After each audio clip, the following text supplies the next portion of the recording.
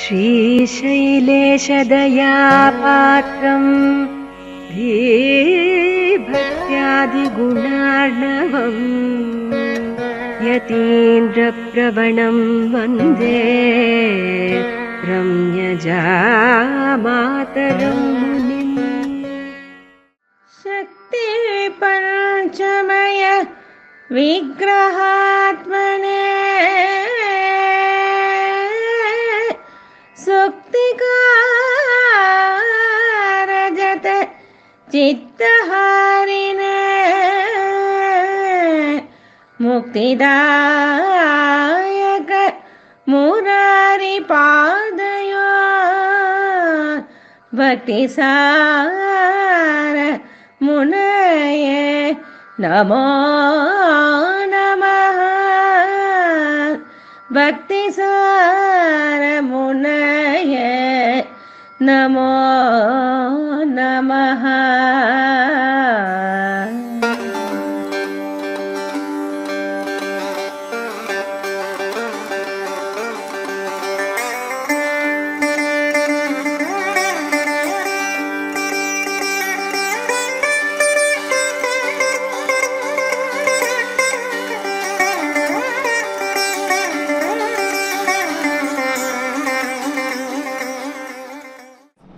श्रीशैलेशदयापात्रं दीभक्त्यादिगुणार्णवं यतीन्द्रप्रवणं वन्दे रम्यजामातरं मुनिं। लक्ष्मीनाथसमारम्भां नादयाम्नमध्यमाम् अस्मदाचार्यपर्यन्तां वन्दे गुरुपरम्परां। यो नित्यमच्युतपदाम्बुजयुग्मरुक्मव्यामोहतस्ततितराणि तृणाय मेनेः अस्मद्गुरोर्भगवतोऽस्य दयैकसिन्धोः रामानुजस्य चरणौ शरणं प्रपद्ये। मातापिता युवदयस्तनया विभूतिः सर्वं यदेव नियमेन मदन्मयानाम् आद्यस्तनः कुलपतेः वकुलाभिरामं श्रीमत्तदङ्ग्रीवलं प्रणमामि मूर्धना। भूतं स्वरस्य महदात्के भट्टनाद श्रीभक्तिसारकुलशेखर योगिवाहान् पत्राङ्गिरेणुप्रहाळधीन्द्रमिश्रान् श्रीमत्पराङ्कुशमुनिं प्रणतोऽस्मि नित्यम्। நாராயணன் படைத்தான் நான்முகனை நான்முகனுக்கேரார் சிவன் பிறந்தான் என்னும் சொல் சீரார் மொழிசெப்பி வாழலாம் நெஞ்சமே மொய்பூமழிசை பரனடியே வாழ்த்து। தையில் மகமின்னு தாரணியீரேத்தம் இந்தத்தையில் மகத்திற்குச் சாத்துகின்றேன் துய்ய மதிபெத்த மழிசைப்பிரான் பிறந்த நாள் என்று நத்தவர்கள் கொண்டாடும் நாள்। வேதாந்தமெப்யாமிருத வாரிஜாசேஹே வேதாத்தசாராமிருத பூரமக்யம் ஆதாய வருஷந்தமகம் பிரவத்தியே காருண்யபூர்ணம் கலிவைரிதாசம்। ஸ்ரீகிருஷ்ணபாதபாதாப்யே நமாமி சிரசா சதா யப்பிரசாத பிரவாகேன சர்வசித்திரபூர்ணமா। ஸ்ரீமத்கிருஷ்ணசமாத்வாய நமோ யாமுனசூனவே யத்கடாக்ஷைகலக்ஷாணாம் சுலபஸ்ரீதரஸ்ஸதா। லோகாச்சாரியாய குரவே கிருஷ்ணபாதஸ்ய சூனவே संसारभोगि संतष्टा जीव जीवातवे नमः। श्रीमत्रंगं जहेतुवरमं कामदेशो निधानं भूमादस्मिन् भवतु कुशली कोऽपि पूमा सगायः दिव्यं तस्मै निसुविमुखं देशिको देशिकानां काले काले वरवरमुनिः कल्पयन् मङ्गलानि। श्रीषडारि गुरोर्दिव्य श्रीपादाभ्यमधुव्रतं श्रीमत्यधीन्द्रप्रवणं श्रीलोकार्यमुनिं भजे। श्रीगर्गवंश विमलोगति पूर्णचन्द्रं श्रीवेङ्कटारि गुरुवर्य तनूजरत्नं तस्मादवाप्त निगमान्तरकस्य जालं ஸ்ரீமஸ்தலேசே குரும் சததம் பஜாமி। ஆழ்வார்கள் வாழி அருளிச்செயல் வாழி தாழ்வாதுமில் குறவர்தாம் வாழி ஏழ்பாறு முய்ய அவர்கள் உரைத்தவர்கள் தாம் வாழி செய்யமறை தன்னுடனே சேர்ந்து। எம்பெருமானால் மயர்வர மதிநலம் அருளப் பெற்றவர்கள் ஆழ்வார்கள்। அப்பேற்பட்ட ஆழ்வார்களுக்குள்ளே முதல் 3 ஆழ்வார்களுடைய பிரபந்தங்களை முறையே முதல் திருவந்தாதி, 2ஆம் திருவந்தாதி, 3ஆம் திருவந்தாதி என்று அழைக்கக்கூடியதான பிரபந்தங்களை நாம் சென்ற தொடர்களிலே பல சம்பிரதாய வித்வான்கள் மூலமாக அனுபவித்தோம். தற்சமயமாக நாம் நான்முகன் திருவந்தாதி என்கிற ஒரு பிரபந்தத்தை அனுபவித்து வருகிறோம். இந்த பிரபந்தத்துக்கு எப்படி பேர் அமைஞ்சிருக்க வேண்டும் அப்படின்னா, நியாயமாக பார்த்தோன்னாக்கா 4ஆவதாக அவதரித்தவர் இந்த திருமிழிசை ஆழ்வார். முன்புகத்தில் வந்துதித்த முனிவனார் அப்படின்னு அழைக்கப்படுகிறது. பெயர் அழைக்கப்படும்படியான பெருமை பெற்றவர் இந்த திருமழிசை ஆழ்வார். எப்படி இந்த முதல் 3 ஆழ்வார்கள் துவாபர யுகத்திலே அவதரித்தார்களோ அதைப் போலவே இந்த திருமழிசை ஆழ்வாரும் துவாபர யுகத்திலே அவதரித்தவர். எப்படி இந்த முதல் 3 ஆழ்வார்களுக்கு திருவேங்கடமுடையான் மேலே அவ்வளவு பரிவு உண்டோ, அவர்களுடைய வழி வந்ததினாலே இந்த திருமழிசை ஆழ்வாருக்கும் திருவேங்கடமுடையான் மேலே தனியாக ஒரு அன்பானது உண்டு. ஏனைய நிலைகளிலே இந்த திருமழிசை ஆழ்வார் மங்களாசாசனம் செய்திருந்தாலும் இந்த திருமழிசை ஆழ்வாருக்கே உகந்த நிலையானது அந்தர்யாமித்துவம். அதாவது எம்பெருமான் உடல் மிசை உயிரென கலந்தெங்கும் பரந்துளன் அப்படின்னு அனுபவிக்கிறாரே நம்மாழ்வார். அப்படிப்பட்ட நிலையைத்தான் இந்த திருமழிசை ஆழ்வாரும் ஆசைப்பட்டிருப்பார். இந்த திருமழிசை ஆழ்வாருக்கு என்ன ஒரு பெருமை அப்படின்னா, இவரும் கண்ணனை போலவே ஒரு இடத்திலே பிறந்து மறு இடத்திலே வளர்ந்தவர். கண்ணன் பெருமான் எப்படி தேவகி வசுதேவரிடத்திலே பிறந்து அதற்கு பிற்பாடாக யசோதை நந்தகோபனிடத்திலே சென்று ஆய்ப்பாடியிலே திருவாய்ப்பாடியிலே வளர்ந்தாரோ அதைப் போலவே இந்த திருமழிசை ஆழ்வாரும் முதலிலே பிராமண குடியிலே, அதாவது பிருகு மகரிஷியுடைய புத்திரராக பிறந்து பின்பு பிரம்பன் குடியிலே வளர்ந்தவர் இந்த திருமழிசை ஆழ்வார். இந்த திருமழிசை ஆழ்வாருக்கு என்ன ஒரு பெருமை உண்டு அப்படின்னா, இவருக்கு உரையில் இடாதவர் அப்படின்னு பேரு. அதாவது முதல்ல இந்த நான்முகன் திருவந்தாதி ஆரம்பிக்கும் போது என்ன ஆரம்பிச்சார் அப்படின்னா, நான்முகனை நாராயணன் படைத்தான், நான்முகனும் தான்முகமாய் சங்கரனைத்தான் படைத்தான், யான்முகமாய் அந்தாதி மேலிட்டு அறிவித்தேன் ஆழ்பொருளை சிந்தாமல் கொன்மினீர் தேர்ந்து அப்படின்னு முதலியே எம்பெருமானுடைய பரத்துவம், அந்த பரத்துவத்தை அறுதியிட்டே இவர் ஆரம்பிக்கிறார் இவருடைய பிரபந்தத்தை. அதற்கு மேற்பாடாக முதல்ல ஆரம்பிச்சார். ஒரு சில பேர் எம்பெருமானுடைய பரத்துவத்தை ஆரம்பித்து அதுக்கப்புறம் என்ன பண்ணுவா அப்படின்னாக்கா எம்பெருமானுடைய ஏனைய குணங்களிலே ஈடுபடுவார்கள். ஆனால் இந்த திருமழிசை ஆழ்வார் எப்பேற்பட்டவர் அப்படின்னா, இந்த நான்முகன் திருவந்தாதிலே அந்த உருவின வாழை கீழே வைக்கவே இல்லை. அதனால என்ன சொல்றார் அப்படின்னாக்கா, இவர் உரையில் இடாதவர். அந்த வாள் இருக்கக்கூடியதான உரையிலே மறுபடியும் அந்த வாளை வைக்காதவர்.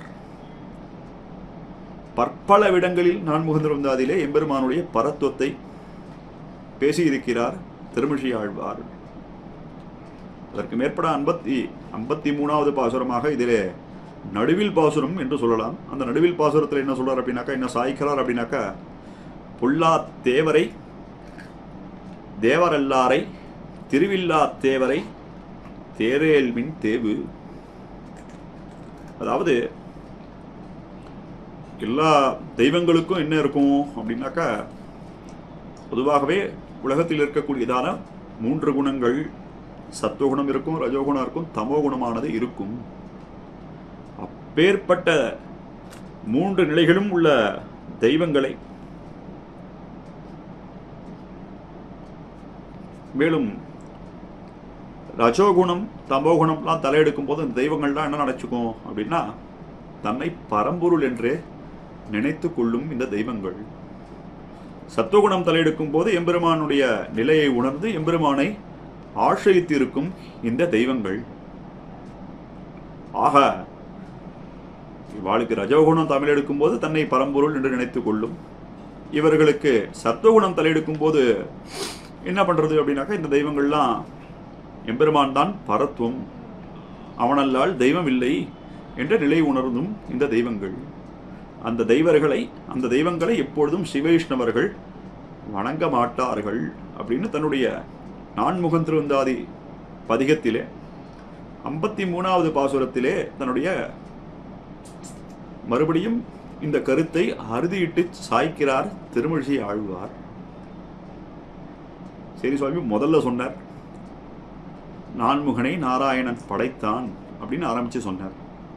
அதற்கு மேற்பட திருவில்லா தேவரை தேரேர்மின் தேவு அப்படின்னார். இந்த பிரபந்தம் முடிக்கும் போது கூட என்ன அனுசந்திக்கிறார் அப்படின்னா, இனி அறிந்தேன் ஈசர்க்கும் நான்முகர்க்கும் தெய்வம், இனி அறிந்தேன் எம்பெருமான் உன்னை. எம்பெருமானே, நீ அடியோங்களுக்கு மட்டுமே தெய்வமாக அமைந்திருக்கவில்லை. நீ யார் அப்படின்னாக்கா, சிவனுக்கும் நீதான் தெய்வம், நான்முகனுக்கும் நீதான் தெய்வம், எல்லாவற்றுக்குமான காரணமும் நீயே என்று அறுதியிடப் போகிறார். அதை இன்னும் ஒரு 2 நாளைக்குள்ள நம்ம இந்த பாசுரங்கள்லாம் பல வித்வான்களின் துணை கொண்டு அனுபவிக்க காத்திருக்கிறோம்.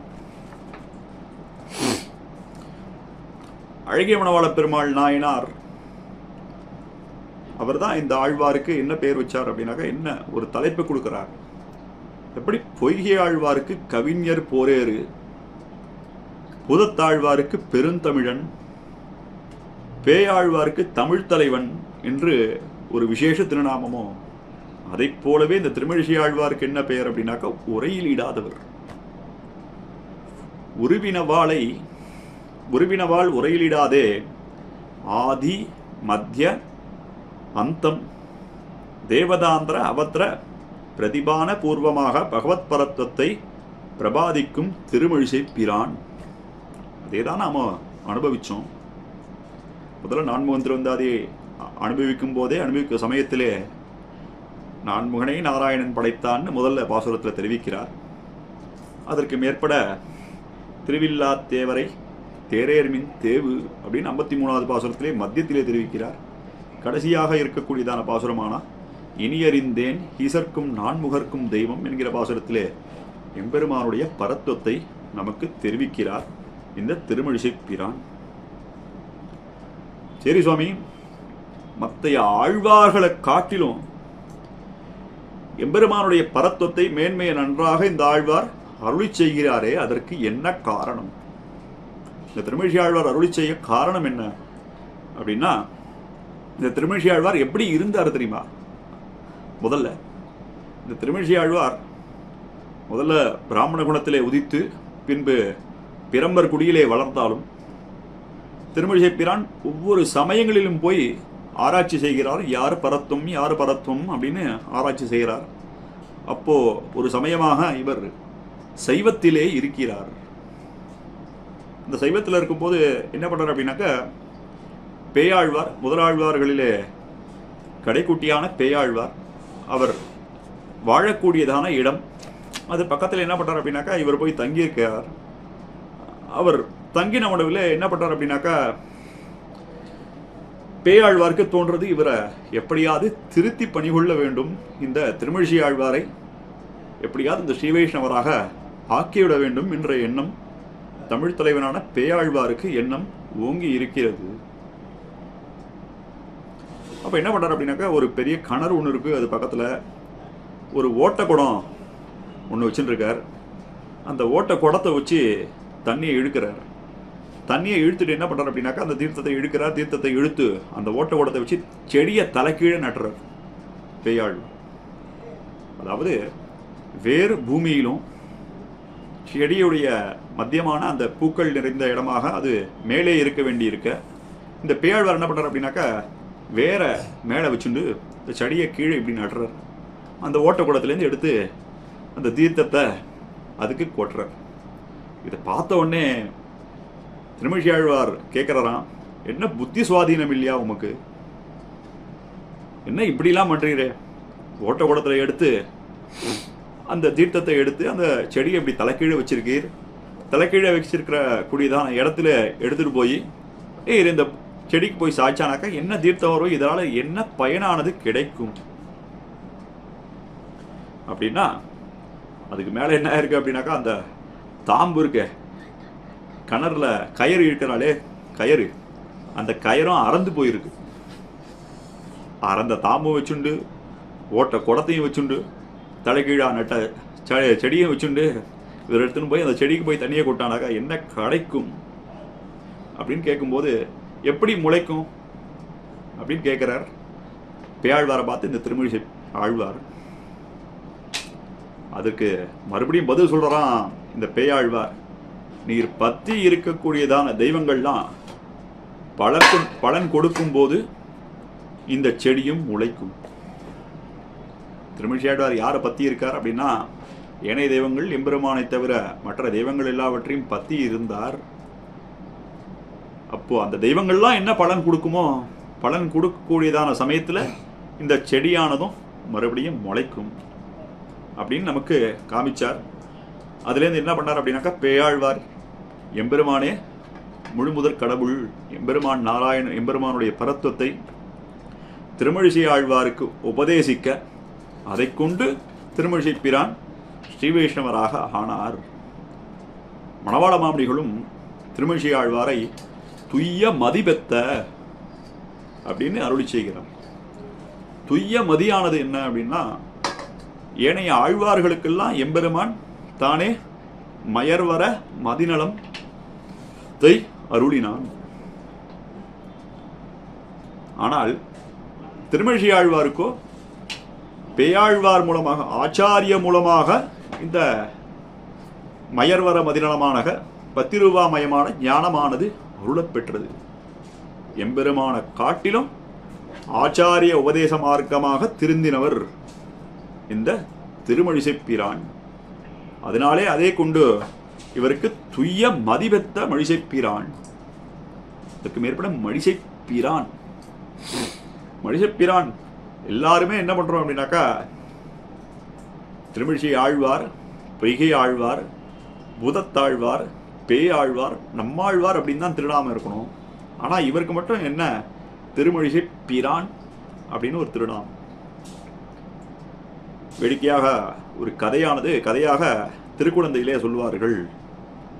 திருக்குழந்தை எம்பெருமானை இவர் மங்களாசாசனம் செய்யறதுக்காக உள்ள எழுந்துள்ளார்.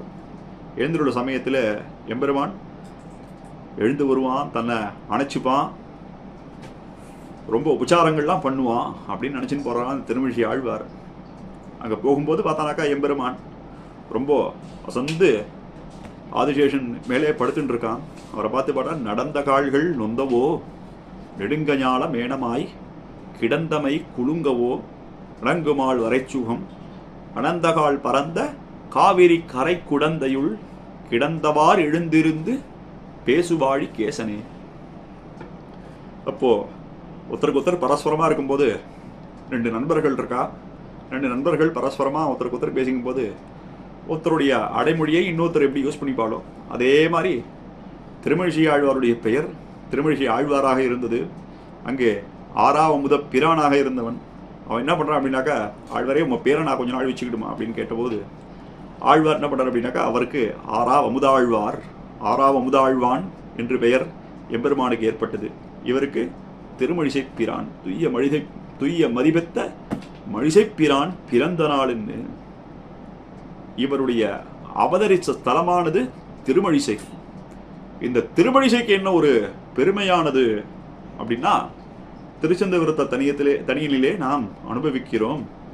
உலகும் மழிசையும் உள்ளுடர்ந்து தம்மில் புலவர் புகழ்கோளால் தூக்க உலகுதன்னை வைத்தெடுத்த பக்கத்தும் வானீர் மழிசையே வைத்தெடுத்த பக்கம் வலிது. இந்த காலத்தில் என்ன பண்றாரு அப்படின்னா, சிருஷ்டி பண்ற சமயத்தில் உலகத்துக்கு நிகரான ஒரு ஊர் எங்க இருக்குன்னு பார்த்தானாக்கா, ஒரு தராசு எடுத்துக்கிறா. தராசு எடுத்து பார்த்தபோது உலகத்தை ஒரு பக்கம் வைக்கிறா, திருமழிசை என்கிற ஊரை மற்றொரு பக்கம் வைக்கிறார்கள். இப்போ வைக்க பார்க்கும்போது பார்த்தானாக்கா, திருமழிசை என்கிற ஊர் பாரம் தாங்காமல் கீழே பாரமாக இருக்கிறது. இதுல என்ன புரிகிறதுனாக்கா, உலகத்துக்குள்ள பக்தி ரூபாமயமான ஞானமெல்லாம் இந்த திருமழிசையிலே ஒருங்க பெற்றுள்ளது. அப்பேற்பட்ட பெருமையுள்ள திருமழிசையிலே அவதரித்தவர் இந்த திருமழிசை ஆழ்வார். இவர் அருளி செய்த பிரபந்தங்கள் பற்பளவாக இருந்தாலும் அதிலே 2 திவ்ய பிரபந்தங்கள் நமக்கு காண கிடைக்கிறது. ஒன்று நான்முகன் திருவந்தாதி, மற்றொன்று திருச்சந்த விருத்தம் அப்படின்னு ஒரு பிரபந்தம்.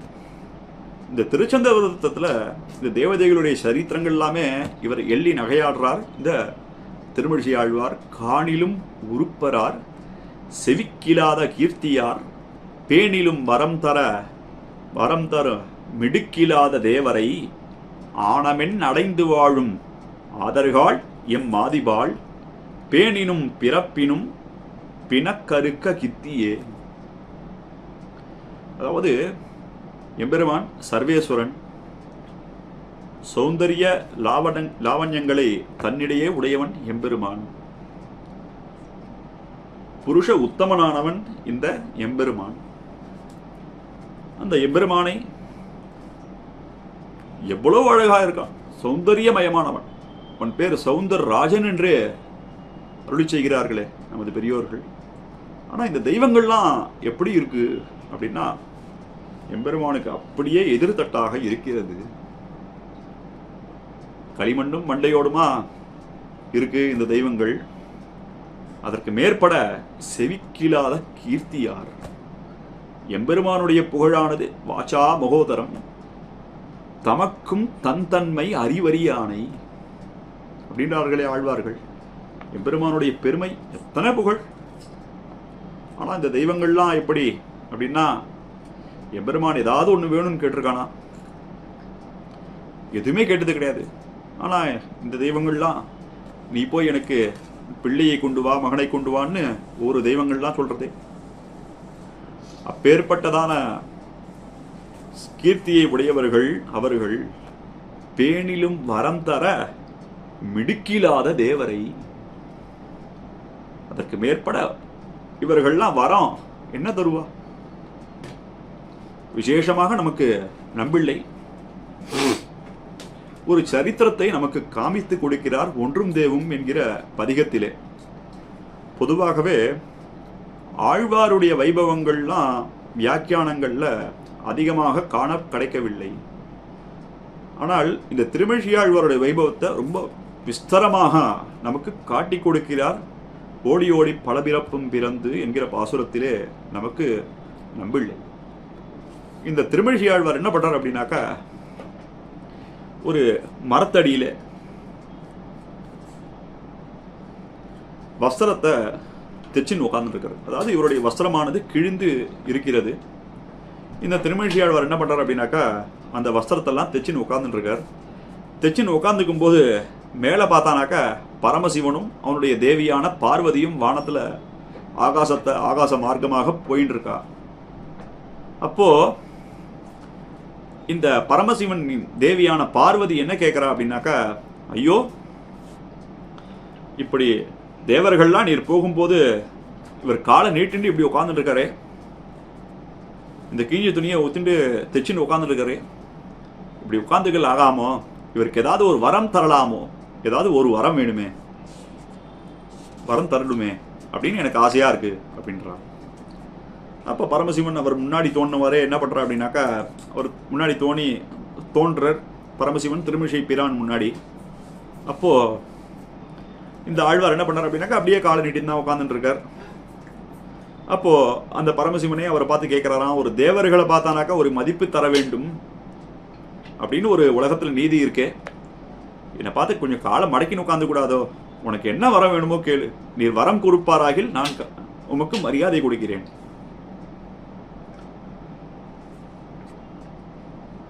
அதாவது பொதுவாகவே தேவர்களை கண்டா என்ன பண்ணுவா அப்படின்னாக்கா, சாதாரணமாக இருக்கக்கூடியதான மனுஷர்கள்லாம் மதிப்பு கொடுத்து அதற்கு மேற்பட அவர்களிடத்தில் வேண்டிக் கொள்வார்கள், வேண்டிய வரங்களை எல்லாம் பெற்றுக் கொள்வார்கள்.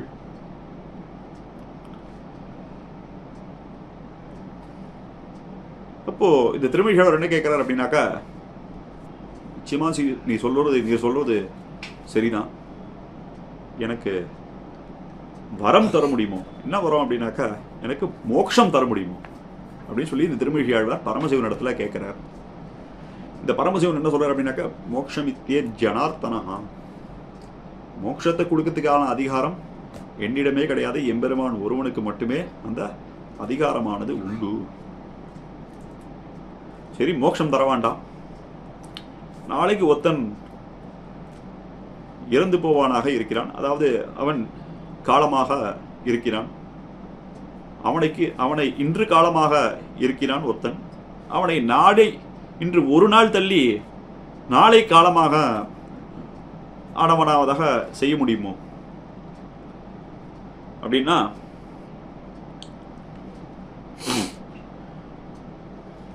அதாவது இன்று சாவாரை நாளை சாவ பண்ணலாமோ அப்படின்னு இந்த ஆழ்வார் கேட்கிறார், திருமழிசை ஆழ்வார். அதுக்கு பரமசிவன் என்ன சொல்றாரு அப்படின்னாக்கா, அதெல்லாம் கர்ம அனுபவமாக வருது, அதை மாத்துறதுக்கு எனக்கு தகுதியே கிடையாது அப்படின்ன உடனே இவர் என்ன பண்றாரு அப்படின்னா, சரி அதெல்லாம் எனக்கு பண்ண வேண்டாம், இந்த ஊசி இருக்கு, இந்த ஊசிக்குள்ள இந்த நூல் போகல, இந்த ஊசி போன வழியே நூலும் போக வேண்டும் என்கிற வரத்தை தரணும் அப்படின்றார். அப்போ சிவபெருமானுக்கு கோபம் வருது. கோபம் வந்த உடனே என்ன பண்றாரு அப்படின்னாக்கா, அவருடைய நெத்தி கண்ணை திறந்து அதில் அனல் கக்கிறது. இவரும் பிருகுபுத்திரராகியாலே இவருக்கு கட்டவர்கள் இல்லை, கண்ணு உண்டு. ரெண்டு பேரும் மாற்றி மாற்றி சண்டை போட்டுக்கிறார். அங்கண்ணை உண்டாக்கி காட்டினார். அதுலேருந்து இவருக்கு என்ன பெயரானது ஏற்பட்டது அப்படின்னா, எம்பெருமானிடத்தில் பக்தி மீறிட்டால் இவருக்கு பக்தி சாரர், திருமழிசை ஆழ்வாருக்கு பக்தி சாரன் என்கிற பெயரை பரமசிவன் சூட்டினான். இவரே அருளி செய்கிறார் இந்த சரித்திரத்தை. மற்று தொழுவார் ஒருவரையும் யாமின்னை கத்தைச் சடையான் கரிக்கண்டாய் எத்தைக்கும் கண்டுகொள் கண்டாய் கடல் வண்ணா யானுன்னை கண்டுகொள் நிற்குமாறு. எம்பெருமானே, நான் உன்னை தவிர வேற எந்த தெய்வத்தையுமே தொழாதவனா இருக்கக்கூடியதான உனக்கு என்ன சாட்சி இருக்கு? என்ன தவிர வேற யாரும் தொடலேன்னு சொல்றீரு, என்ன சாட்சி இருக்கு ஆழ்வாரே அப்படின்னா, அதுக்கு பரமசிவனே சாட்சி. கத்தைச் சடையான் கரிக்கண்டாய் அப்படின்னு சொல்ற. இந்த ஆழ்வார் அருளி செய்தான பிரபந்தங்கள், அதிலே நான்முகந்திருந்தாதை அனுபவித்து வருகிறோம். அதிலே 71வது பாசுரமாக இன்றைய பாசுரம். இது தண்ணிலே பாசுரமானது எம்பெருமானுடைய அருளி செய்த பகவத்கீதை. ஏனைய கீதையினாலே அது பகவத்கீதை மட்டும்தான் இருக்கு. அதுல எம்பெருமான் எப்பேற்பட்டவன் அப்படின்னா, விஜாயமானோ பகுதா விஜாயத்தே. எப்பேற்பட்டவன் தெரியுமா அந்த எம்பெருமான்? அறப்பெரியவனான எம்பெருமான். அவன் எப்பேற்பட்டவனாக வந்து பிறந்தான் அப்படின்னா, நாகபரியந்தமுஷ்யத்ய தியாகதோஹோ மதுராம் புரீம் ஏஷ நாராயண ஸ்ரீமான் ஸ்ரீராஹான்னமணிகேதனஹ. நாகபரியந்தமுஷ்யத்ய தியாகதோஹோ மதுராம் புரீம். தன்னுடைய வடிவான ஷீராப்தியிலே இருந்து புறப்பட்டு திருமதுரையிலே அவதரித்தான் கண்ணனம் பெருமான். அவனை பேர்பட்டவன். சேயன் அணியன் சிறியன் மிகப் பெரியன் ஆயன் துவரைக்கோணாய் நின்னமாயன் அன்னோதிய வாக்கதனைக் கல்லார் உலகத்திலேதிலராய் மெஞ்ஞானமில். சேயன் எம்பெருமான் யார் யாரெல்லாம் தன்னிடம் அன்பாக உள்ளவரோ அவர்களிடத்திலே மிகவும் அன்பு வைத்தவன்.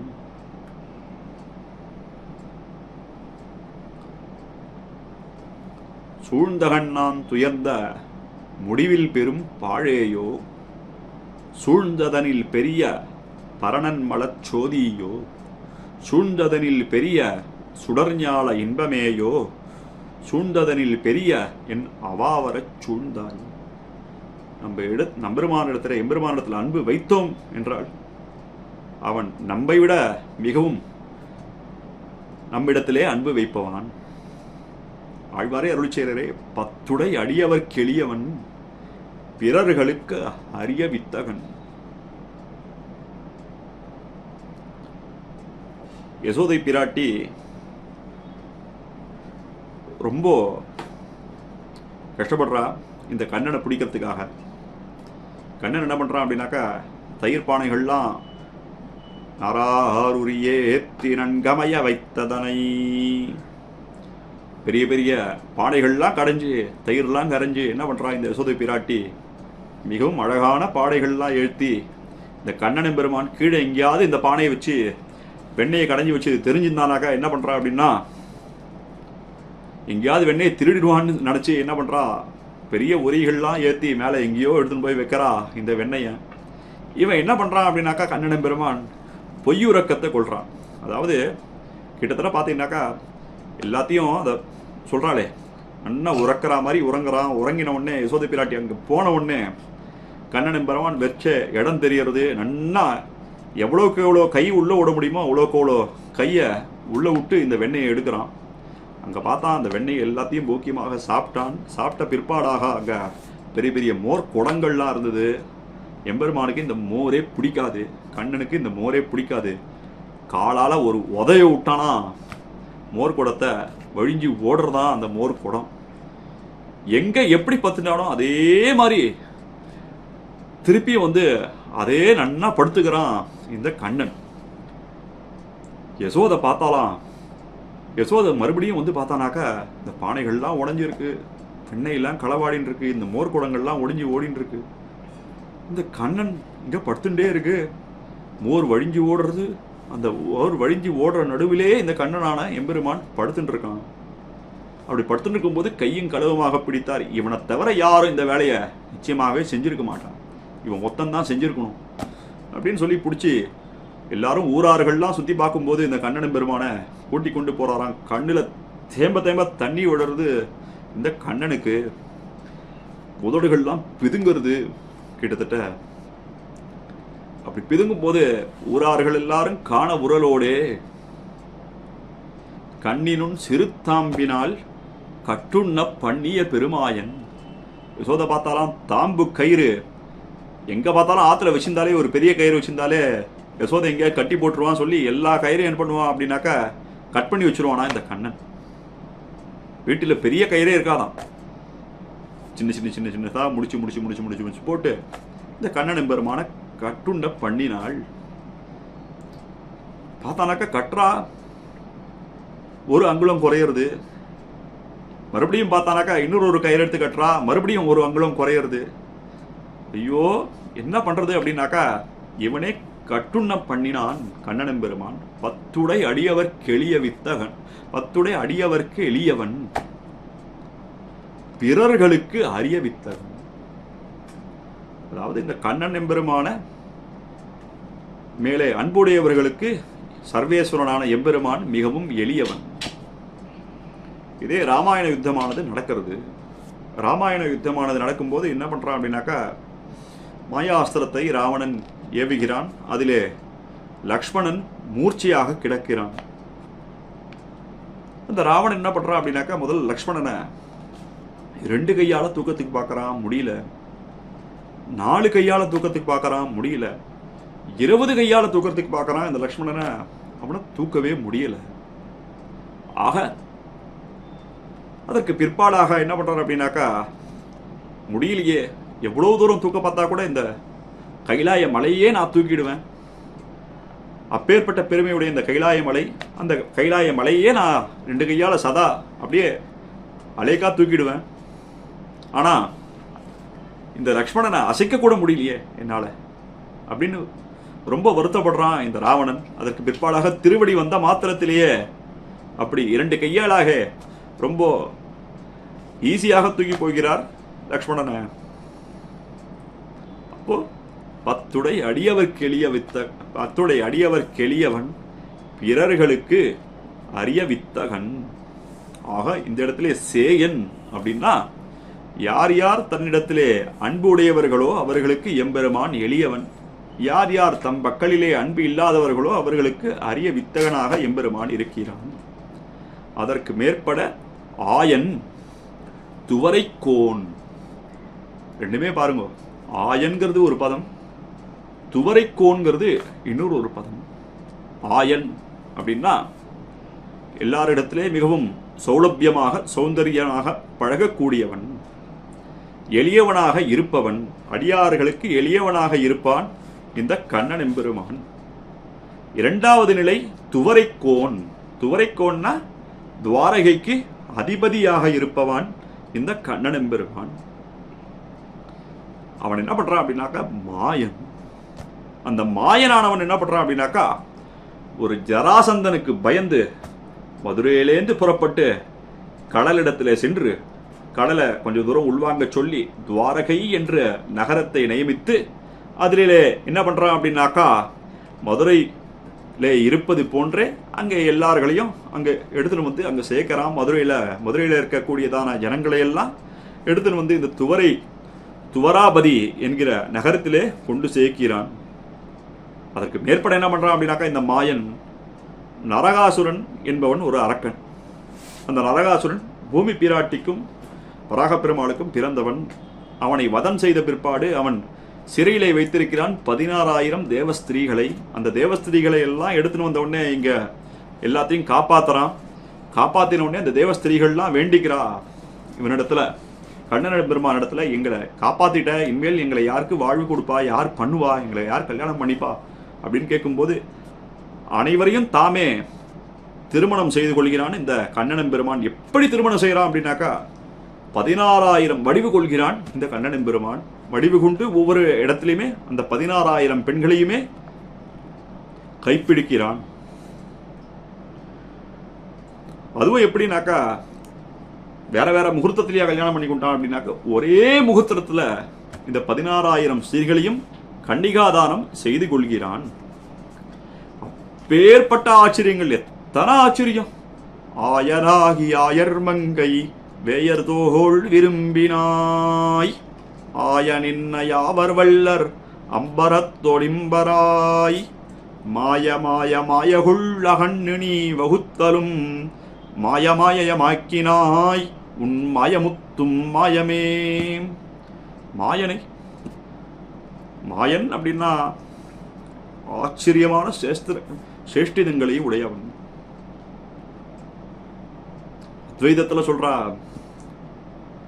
மாயன் அப்படின்னாக்கா இந்த உலகமே மாயை அப்படின்ற மாதிரி சொல்றான். ஆனா நம்ம ஆச்சாரியர்கள்லாம் பலவிதமான பிரமாணங்கள் ஆழ்வாருடைய அருளிச்செய்களை கொண்டே அருளி செய்கிறார்கள். மாயன் அப்படின்னா ஆச்சரியமான சேஷ்டிதங்கள். எவ்வளவு மாயம் பண்றான் இந்த கண்ணன் எம்பெருமான் தன்னை தஞ்சயமாக அடைந்த இந்த பாண்டவர்களுக்காக. நாழிகை கூறிட்டு காத்து நின்ன அரசர்கள் தம் முகப்பே நாழிகை போகப் படைபொருதவன் தேவகிதன் சிறுவன் ஆழிகொண்டன் இரவி மழைத்து சயத்திரதன் தலையை பாழி பொருளப் படைபொருதவன் பக்கமே கண்டாருளர். அர்ஜுனுடைய தலையை வீழ்த்துவேன் அப்படின்னு என்ன பண்றான் அப்படின்னாக்கா ஜெயத்ரதன் சொல்றான். அர்ஜுனன் என்ன பண்றான் அப்படின்னாக்கா அர்ஜுனன் இந்த ஜெயத்ரதனை இந்த சூரிய அஸ்தமனத்துக்குள்ளேயே நான் கொன்று விடுவேன், அப்படி கொன்று விடாவிட்டில் நான் சிதையேறி விடுவேன் அப்படின்றான். எங்கெங்க தேடி பார்க்கறான், இந்த ஜெயத்ரதன் எங்கேயுமே கிடைக்கவில்லை. கிடைக்காத போது என்ன பண்றான் அப்படின்னா அதற்கு மேற்பட அர்ஜுனன் பெரிய சிதையை மூட்டி அந்த நெருப்புக்குள்ளே இறக்க பார்க்கிறான். அப்போ கண்ணன் எம்பெருமான் என்ன பண்றான் அப்படின்னாக்கா அந்த ஜெயத்ரதனானவன் வெளில வரான். அப்ப கண்ணன் எம்பெருமான் என்ன பண்றான் அப்படின்னாக்கா அத்தனை நாள் இருட்டா இருக்கு இந்த உலகமே, தன்னுடைய சுதர்சன சக்கரத்தை கொண்டு இந்த சூரியனையே மறைச்சு வச்சிருக்கிறான் இந்த கண்ணன் எம்பெருமான். பேர்பட்ட மாயாசேஷ்டிதங்கள், அன்னோதிய வாக்கதனை கல்லார், அவன் அருளி செய்த பகவத்கீதை. சர்வேஸ்வரன் தாமே ஆச்சாரியத்துவத்தை ஆசைப்பட்டிருக்கும்.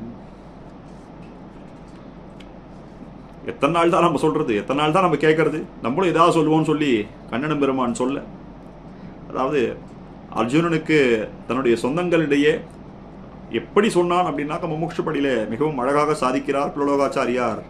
அதாவது தானே ஏறிட்டு கொண்டான். அதாவது கண்ணனுக்கு அர்ஜுனனுக்கு ஏற்பட்டு அதற்கு மேற்பட சரமமான உபாயத்தை சொல்ல வந்திருக்கிறது இந்த சர்மஸ்லோகம். அந்த கீதையை கல்லாதவர்கள், அப்படிப்பட்ட எம்பெருமானுடைய கீதை அந்த சர்மஸ்லோகத்தை கல்லாதவர்கள் யார் அப்படின்னாக்க உலகத்தில் ஏதிலராய் ஏதிலர் அப்படின்னா லோகத்தில் அந்நியராய் ஒரு நன்மையுடையவா அன்றிக்கே என்றவுமாம். உலகத்தில் தாழ்ந்தவர்கள் அல்லது ஒரு நன்மையும் இல்லாதவர்கள். மெஞ்ஞானமில் அதாவது மெய்யான ஞானம் இல்லாதவர்கள், உண்மையான ஞானம் இல்லாதவர்களாக ஆவார்கள். இந்த சர்மஸ்லோக பிரகடனத்திலே எம்பெருமான் என்ன சாய்க்கிறான் அப்படின்னா, ஏனைய உபாயங்கள்லாம் உபாயம் அல்லை, மாம் ஏகம் சரணம் பிரஜ, நான் மட்டுமே உபாயம் என்பதை நமக்கு சாதிக்கிறான் கண்ணன். ஆக அந்த உண்மைத்தன்மையை உணராதவர்கள் யார் அப்படின்னாக்கா அவர்கள்லாம் மூடாத்மாக்கள். அவர்கள்லாம் ஞானமே இல்லாதவர்கள், மிகவும் தாழ்ந்தவர்கள் அப்படின்னு அருளி செய்கிறார் திருமழிசை பிரான். 71வது பாசுரங்கள். 71வது பாசுரமான சேயன் அணியன் சிறியன் மிக பெரியன் ஆயன் துவரைக்கோனாய் நின்னமாயன் அன்னோதிய வாக்கதனை கல்லால் உலகத்தில் ஏதிலராய் மெஞ்ஞானமில். 72வது பாசுரமும் சர்மஸ்லோக பாசுரத்தையே, அதாவது எம்பெருமான் அருளி செய்த ஸ்லோகத்தையே நமக்கு சொல்ல வந்தது. இல்லறமில்லேல் துறவரமில்லென்னும் சொல்லறம் அல்லனவும் சொல்லல்ல, நல்லறமாவனமும் நாள் வேதமாத்தனமும் நாரணனே ஆவது இதென்னென்பாரார். இல்லறம் இல்லேல், இல்லறம் அப்படின்னு இங்க இருக்கக்கூடியதானது கர்மயோகம். கர்மயோகம் உபாயமா அப்படின்னா, கர்மயோகமே பண்ணா கூட எம்பெருமான் ஒருவனே உபாயம். சரி சுவாமி, இந்த கர்மயோகம்லாம் கழிந்த பிற்பாடு இருக்கக்கூடியதான துறவரம், அதாவது ஞான யோகம். ஞான யோகமானது உபாயமா? இல்ல சுவாமி, ஞான யோகமும் உபாயம் இல்லை. அப்போ எம்பெருமான் ஒருவனே உபாயம். சரி சுவாமி, மற்றைய உபாயங்கள், பக்தி யோகம் உபாயமா? புருஷோத்தம வித்யை உபாயமா? அவதார ரகசியங்கள்லாம் உபாயமா? திவ்ய தேசவாசம் உபாயமா? திருவிளக்கெரித்தல் உபாயமா? திரு விளக்கெழுதல் உபாயமா? அப்படின்னா இந்த கைங்கரியங்கள், இந்த யோகங்கள், இந்த பக்தி யோகங்கள், திருநாம சங்கீர்த்தனம் முதலியவைகள்லாம் உபாயமே கிடையாது. வேற என்ன சுவாமி உபாயம் அப்படின்னா, எம்பெருமான் ஒருவனே உபாயம். அதுதான் சொல்றார். இல்லறம் அதாவது கிரகஸ்தாசிரம தர்மம், அது உபாயம் இல்லை. அதற்கு மேற்பட நல்லறம், கர்மயோகம் முதலிய உபாயங்கள் எல்லாம் எம்பெருமானேயாம். அதை இல்லை என்று கூறுவர்கள் யார்? அல்லறம் அல்லனவும் சொல்லல்ல. ஆக இதிகாச புராணங்களிலே மற்ற எதெல்லாம் சொல்றது, அதற்கு மேற்பட பாஞ்சராத்திரம் முதலிய சாஸ்திரங்கள் எல்லாம் சொல்றதே, அதெல்லாம் உபாயமா அப்படின்னா அதுவும் உபாயங்கள் அல்ல. நல்லறம், நல்லறம்னா நல்லறம் இத்தியாதி நிவிருத்தி தர்மமும், ருக்வேதம் முதலிய 4 வேதங்களிலேயே சொல்லப்படுகிற பிரவிற்த்தி தர்மமும், இதெல்லாம் யார் சுவாமி அப்படின்னாக்க நாரணனே ஆவது ஆகியவற்றில் சொல்லுகிற உபாயப்பம் எம்பெருமானுக்கே உள்ளது. நிவிருத்தி தர்மமும் பிரவிற்த்தி தர்மமும் அதில் சொல்லுகிற உபாயம் உள்ளவனும் ஆශ්‍රயிப்பாருக்கு எளியான் நாராயணனுக்கே என்று கருத்து. சரி சுவாமி, எந்தெந்த இடத்துல இதெல்லாம் சொல்லப்படுகிறது அப்படின்னா, வேதம் சொல்றதா அப்படின்னா, வேதமானது சொல்லப்படுகிறது. யமே வைஷ விருணுதே தேன லப்யா, எம்பெருமான் எவனொருவனை அவனே விரும்புகிறானோ அவனாலேயே அவன் அடையப்படுவான். அதாவது எம்பெருமான் ஒருவனை விரும்பினால் எம்பெருமானாலே அவன் அடையப்படுவான் அப்படிங்கிறது வேதம். அதற்கு மேற்பட ஸ்ரீராமாயணத்திலையும் நமக்கு இதுவான பிரமாணமானது காட்டப்படுகிறது. லோகானாம் துவம் பரோதர்ம, உலகத்தில் எது வசத்தியான தர்மம் அப்படின்னா எம்பெருமான் ஒருவனே தர்மம், உலகில் நீயே உயர்ந்த தர்மம் அப்படின்னு நமக்கு யுத்தகாண்டத்தில் காட்டப்படுகிறது. அதற்கு மேற்பட ராமோ விக்கிரகவான் தர்மஹா, எம்பெருமான் ராமன் ஒருவனே தர்மமே ராமனாக வடிவெடுத்தவன். சரி சுவாமி, வேற எதிலையா சொல்றதா அப்படின்னா இதற்கு மேற்பட பிரமாணம் கிருஷ்ணம் தர்மம் சனாதனம், உலகத்தில் கண்ணனே தொன்மையான தர்மம் என்று அறியப்படுகிறான். அதற்கு மேற்பட பாவன சர்வலோகானாம் துவமேவ, அதாவது எம்பெருமானிடத்தில் தெரிவிக்கிறார்கள் ரிஷிகள்லாம் தெரிவிக்கிறா. இதெல்லாம் மேற்பட இதிகாசங்கள் புராணங்கள்லாம் தெரிவிக்கிறது எம்பெருமானே உயர்ந்த தர்மம் அப்படின்னு ரிஷிகள்லாம் தெரிவிக்கிறார்களா அப்படின்னா பாவன சர்வலோகானாம் துவமேவ, எல்லா உலகங்களிலும் பாவனமாக உபாயமாக ஆவாய், எம்பெருமான் நீயே உபாயம், எம்பெருமான் நீயே உபேயம் என்பது ரிஷிகளுடைய வாக்கியம். சரி சுவாமி, ரிஷிகள்லாம் சொல்லப்படுறது, அதற்கு மேற்பட எம்பெருமான் எங்கேயா சொல்லிருக்கானா? சர்ம ஸ்லோகத்திலே தெரிவிக்கிறான், மாம் ஏகம் சரணம் பிரஜ, என்னையே உபாயமாக பற்றுவீர்கள், என்னையே உபாயமாக பற்று அப்படின்னு அர்ஜுனனிடத்தில் தெரிவிக்கக்கூடியதான வார்த்தை. சர்வதர்மான் பரிப்பிய மாமேகம் சரணம் பிரஜ அகம் துவா சர்வபாவேப்பியோ மோக்ஷயிஷ்யாமி மாஸ்டா.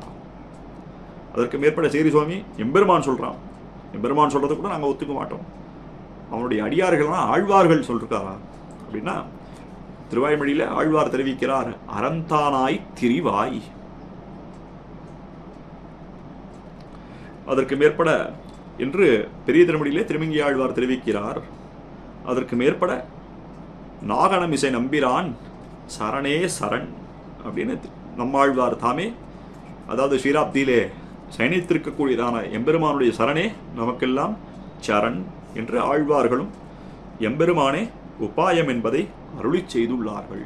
ஆக நல்லறம் எதுனா எம்பெருமான் ஒருவனே, இல்லறம் அதாவது இங்கு இருக்கக்கூடியதான கர்மயோகம் உபாயம் அல்ல, அதற்கு மேற்பட துறவரம் ஞானயோகம் உபாயம் அல்ல, அதற்கு மேற்பட என்ன அப்படின்னாக்கா அல்லறம் அல்லனவும், அல்லறம் அப்படின்னாக்கா இருக்கக்கூடியதான இதிகாச புராணங்கள் பாஞ்சராத்திரங்கள் புருஷோத்தம வித்தியை அதிலே சொல்லப்படுவதுகளும் நமக்கு பிரமாணம் அல்ல, எம்பெருமான் ஒருவனே உபாயம், அவனே உப்பேயம் என்பதை நமக்கு இந்த பாசுரமானது தெரிவிக்கிறது. 73வது பாசுரம். 73வது பாசுரத்தில் என்ன சொல்றார் அப்படின்னாக்கா, அரே அறிவார் அனைத்துலகம் உண்டுமிழ்ந்த பேராழியாம் தன் பெருமையை காறு செறிந்த கண்டத்தான் என் கண்ணான் காணான் அவன் வைத்த பண்டைத்தான் அத்தின் பதி. அதாவது இந்த சர்மஸ்லோகத்திலே சொல்லக்கூடியதான அர்த்தத்தை பிரம்மாவும் அறிந்தவர் அல்லர், பரமசிவனும் அறிந்தவன் அல்லன், வேற யாராவது அறிவதற்கு வழி உண்டோ அப்படின்னு அருளி செய்கிறார் இந்த பாசுரத்திலே.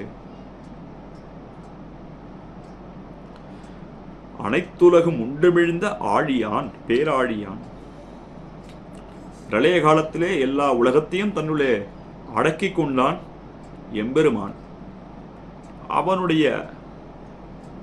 அவன் எப்பேற்பட்டவன் அப்படின்னாக்கா சக்கரதாரி பேராழியான், திருவாழியை கையிலுடையதான எம்பெருமான். அவனுடைய பெருமையை, அவனுடைய இருப்பிடமான வைகுண்டத்தை, பெருமைன்னு சொல்லலாம், அவனுடைய இருப்பிடமான இந்த சர்மஸ்லோகத்திலே சொல்லக்கூடியதான அர்த்தத்தையும் ஒரு வகையாக காப்பிக்கிறார், மற்றொரு வகையாக பரமபதத்தையும் நமக்கு காமிக்கிறார் நம்பிள்ளை. இங்கே பரமபதத்தையும் அறியக்கூடியதானவர் யார் அப்படின்னா, நீலகண்டன் அறிவானா பிரம்மாலாம் அறிவாரா அப்படின்னாக்கா இருவருமே அறிய மாட்டார்கள். இந்த எம்பெருமான் என்ன பண்றான் அப்படின்னாக்கா, பிரளய காலத்திலே தாயிருக்கும் வண்ணமே தம்மைத்தன் வைத்திருத்தி உய்யக் கொண்ட. அதாவது பிரளய காலத்திலே ஒரு தாயானவள் எப்படி காப்பாளோ இந்த உலகத்தை உமிழ்கிறான். மீண்டும் பிரளய காலங்கள்லாம் முடிந்த பிற்பாடு இந்த உலகத்தை மீண்டும் தன்னிடையே வெளியே கொண்டு வருகிறான். முதல்ல அருந்தி பிற்பாடாக வெளியே உமிழ்கிறான் இந்த உலகத்தை. அப்படி இருக்கக்கூடியதான எம்பெருமான் என்ன சொல்றான் அப்படின்னாக்கா, சர்ம ஸ்லோகத்துல வேறு உபாயங்கள் எல்லாம் உபாயங்கள் இல்லை. சர்வதர்மான் பரித்யஜ்ய மாம் ஏகம் சரணம் பிரஜ. ஆக இந்த அர்த்தத்தை உண்மையாக உணரக்கூடியவர்கள் யார்? பரமசிவன் உணர்வானான். காறு செறிந்த கண்டத்தான், அதாவது நீலகண்டனான பரமசிவன். என் கண்ணான் 4 தலைகளை உடையதான 8 கண்களை உடையனான பிரம்மா. அவர்கள்லாம் அறிவார்களா? அவன் வைத்த பண்டைத்தான் அத்தின்பதி. முன்பு இந்த கண்ணனெம்பெருமான் பண்டு கீதையிலே அருளி செய்தபடியே தான் எழுந்தருளி இருக்கும் தேசத்தையும் கூட அதாகிறது திருநாடு என்னவுமா. சரி சுவாமி, கீதையில சொன்ன இருக்கக்கூடியதான இந்த அர்த்தத்தை அறிய மாட்டார்கள், அவனுடைய வைகுண்டத்தையாவது அறிவார்களா அப்படின்னாக்கா, அவனுடைய வைகுண்டத்தையும் இவர்கள் அறிய மாட்டார்கள் அப்படின்னு அருளி செய்கிறார். அந்த வைகுண்டத்தையும் இவர்கள் கண்ணாலே காணதில்லை, அதை அறிந்ததும் கிடையாது இவர்கள்லாம். அதாவது அங்க எம்பெருமான் கீதையில் என்ன சொல்றான் அப்படின்னாக்கா, தானே உபேயமாக இருக்கிறான், தானே உபாயமாக இருக்கிறான். அந்த உபாயம் உபாயம் இரண்டையுமே தான் தான் என்பதை இவர்கள் அறிய மாட்டார்கள். பேராழியான் கையும் திருவாழியுமாக அழகையுடையதான கிருஷ்ணன், கையும் திருவாழியுமான கிருஷ்ணன். எம்பெருமானிடத்திலே இந்த சக்கரத்தை பிரிக்க முடியுமா அப்படின்னா எப்போவுமே பிரிக்கவே முடியாது. பட்டரே சாய்க்கிறரே, எந்த காலத்தில் அடியார்களுக்கு ஆபத்து வருமோ அப்படின்னு எம்பெருமான் சதா சர்வ காலமும் எம்பெருமான் இந்த கையிலே திருவாழியை தரித்திருக்கிறான். ஸ்ரீராமாயணத்திலேயே இந்த சீதை என்ன பண்றா அப்படின்னாக்கா, ராமனிடத்தை கேட்கிறா. அந்த நகரத்தில் இருக்கும்போதுதான் எப்பொழுதுமே நீ கையில வில்லையும் அம்பையும் கொண்டு திரியிற, இங்க வந்தால் அந்த வில்லையும் அம்பையும் எங்கேயாவது ஒரு இடத்துல வைக்கக்கூடாதோ, இங்கதான் நமக்கு ஆபத்துன்னு ஒன்றும் கிடையாது, நம்ம சுத்தி இருக்கிறவர்கள்லாம் ரொம்ப சாதுக்கள், அப்படி இருக்கும்போது எதுக்கு இந்த கையும் வில்லையும் அம்பையும் வச்சுன்னு தெரியணும் அப்படின்னா என்ன சொல்றாரு அப்படின்னாக்கா, எம்பெருமான் சொல்றானா, இந்த ரிஷிகளிடத்திலே நான் சங்கல்பம் பண்ணிருக்கேன், இவர்களை காக்க வேண்டியது என்னுடைய கடமை. உன்னை விட்டாலும் விடுவேன், லக்ஷ்மணனை விட்டாலும் விடுவேனே தவிர இந்த வில்லை அம்பையும் என்னைக்குமே நான் விடவே மாட்டேன். ஆக சத்திய சங்கல்பனான எம்பெருமான் அடியார்களுக்கு என்ன தீங்கு வருமோன்னு சதா சர்வகாலமும் ஆழியான். இந்த ஆழியானவன் எப்படி தெரிகிறான் அப்படின்னாக்கா, அடியார்களுக்கு ஆபரணமாக தெரிகிறான். ஆட்சித விரோதிகளுக்கு எப்படி தெரிகிறான் அப்படின்னாக்கா, ஆட்சிதர்களுக்கு இது ஆயுதமாக தெரிகிறார். அவன் வைத்த பண்டைத்தான், பண்டைனாக மிகவும் பழமையானது, முதலிலே தோன்றியது, முதலிலே இன்றைக்குமே சதா சர்வகாலமும் இருக்கக்கூடியதான வைகுண்டம் அவன் வைத்த பண்டைத்தான் அப்படின்னு சொல்லலாம். அப்படி இல்லை அப்படின்னாக்கா, அவன் வைத்த பண்டைத்தான் அதாவது சர்மஸ்லோகம், அதாவது அவன் பழையதாக வைத்திருக்கும் இடம், அதாவது உத்தம ஸ்லோகம். உத்தம ஸ்லோகம் அப்படின்னாக்கா இந்த இடத்துல சர்மஸ்லோகம், அந்த சர்மஸ்லோகத்தை இருக்கு. இதற்கு மேற்பாடாக 74வது பாசுரத்திலே ஒரு சரித்திரத்தை சொல்லி எம்பெருமான் எப்படியெல்லாம் நம்ம காப்பாற்றலாம், சர்மஸ்லோகத்தை எம்பெருமானை உபாயமாக அனுஷ்டித்தவர்களுக்கு எப்படியெல்லாம் காப்பாத்திறான் எம்பெருமான் அப்படின்னு ஒரு சரித்திரத்தை நமக்கு அருளி செய்கிறார். பதிப்பகஞர் காத்தாது பாய்திரணி இருப்பாழி மதித்தடைந்த வாளரவன் தன்னை மதித்தவந்தன் வல்லாகத்தேத்திய மாமேனி மாயவனை அல்லாஹாது மேத்தாதென்னா. இந்த பாசுரத்திலே சுமுகனுடைய சரித்திரத்தை நமக்கு அருளி செய்கிறார் திருமழிசை பிரான். அதாவது சுமுகன் அப்படின்னா அவன் ஒரு பாம்பு. இந்திரனுடைய தேரோட்டியான மாதலி. இந்த மாதலி என்ன பண்றார் அப்படின்னாக்கா அவருடைய பொண்ணுக்கு விவாகம் செய்து வைக்க வேண்டும் என்று எண்ணுகிறார். அப்போ ஒவ்வொரு லோகமாக தெரிகிறார், எங்கேயுமே தகுந்த வரனான மாப்பிள்ளை கிடைக்கவில்லை. அப்போ என்ன பண்றார் அப்படின்னாக்கா அங்கே கீழே இருக்கக்கூடியதான நாகலோகத்திலே சென்று பார்க்கிறார். அப்போ அங்கே சுமுகன் என்பவன் இருக்கிறான். அப்போ அவங்ககிட்ட பேசி அந்த நாகராஜா இடத்திலே பேசி அவனுடைய தாத்தா அந்த அவனுடைய பிதாமகர் சுமுகனுடைய பிதாமகர் அங்கே இருக்கிறார். அந்த சுமுகனுடைய பிதாமகர் இடத்திலே சென்று பேசி இதே மாதிரி சுமுகனுக்கு என்னுடைய பெண்ணை தருகிறாம் என்று இருக்கிறேன், நீர் என்ன சொல்லி என்ன சம்மதம் நீர் தான் சொல்லணும் அப்படின்ன போது அப்போ அவர் சொல்றார், ரொம்ப கவலைப்பட்டு சொல்றார், ஐயோ ரொம்ப பெருமைக்குரியதான விஷயம்தான் உமக்கு, இந்த பெருமைக்குரியதான விஷயத்த எனக்கும் ரொம்ப சம்மதம் தான் இந்த கல்யாணத்தில் விவாகம் பேச்சில். ஆனால் இந்த கருடன் என்ன பண்ணிருக்கா அப்படின்னாக்க கருடனும் இந்த சுமுகனும் இந்த நாகமும் கருடனும் பரம்பரையாக விரோதிகள். இந்த கருடன் என்ன சங்கல்பம் பண்ணிருக்கிற அப்படின்னாக்கா இந்த ஒரு மாசத்துக்குள்ளே இந்த சுமுகனை எப்படியாவது சாப்பிட்டுருவேன் அப்படின்னு ஒரு சங்கல்பம் பண்ணிருக்கார். அதை நினைச்சாதான் பயமா இருக்கு, இன்னும் ஒரு மாசம் கூட இல்லை இந்த சுமுகனை சாப்பிட்றதுக்கு அப்படின்ன போது என்ன பண்றாரு அப்படின்னாக்கா நீர் வாரும், நான் இந்த சுமுகனுடைய உயிரை நான் காப்பாற்றுகிறேன் அப்படின்னு சொல்லி என்ன பண்றாரு அப்படின்னாக்கா மாதலி இந்திரலோகத்துக்கு இந்த சுமுகனையும் அவனுடைய பிதாமகரையும் அழைத்து செல்கிறார். அப்போ இந்திரலோகத்திலே எம்பெருமான் உபேந்திரனாக இந்திரன் பக்கத்திலேயே அமர்ந்திருக்கிறான். அப்போ அங்க இந்த கதையெல்லாம் போய் சொல்றா, இதே மாதிரி கருடனுடைய சங்கல்பமாக இருக்கிறது. அதாவது ஒருத்தருக்கு ஒருத்தர் ரெண்டு பேரும் பங்காளி தான். கருடனும் இந்த சுமுகனும் எப்பேற்பட்டவர்கள் அப்படின்னாக்க ஒரே அப்பா ரெண்டு அம்மானுடைய வயிற்றிலே பிறந்தவர்கள் இவர்கள். பெரிய அன்னைக்கு வினதைக்கு பிறந்தவர் இந்த கருடன் முதலானவர்கள். அப்புறம் கத்ருவுக்கு பிறந்தவர்கள் இந்த பாம்பு நாக குலத்தை சேர்ந்தவர்கள். இவர்களுக்கு ரெண்டு பேருக்கும் சண்டைக்கு நடுவே என்ன பண்றாரு அப்படின்னாக்கா இந்த அமிர்தத்தை எடுத்து வர சொல்கிறார் இந்த கர்த்து. அதுக்கு அமிர்தத்தை எடுத்துன்னு வந்து இவர்கள்லாம் மீட்டு கொண்டு போனார் இந்த கருடன். அவனுடைய தாயான வினதையை மீட்டு கொண்டு போனால் அமிர்தத்தை கொடுக்காம இந்த அப்போ ரெண்டு பேருக்கு சண்டை வரும்போது என்ன பண்றார் அப்படின்னாக்கா இந்த கருடனானவர் சத்திய சங்கல்பம் செய்கிறார், எப்படியாவது இந்த ஒரு மாசத்துக்குள்ள எல்லா பாம்பையும் நான் சாட்டுருவேன் அப்படின்னு சங்கல்பம் பண்றார்.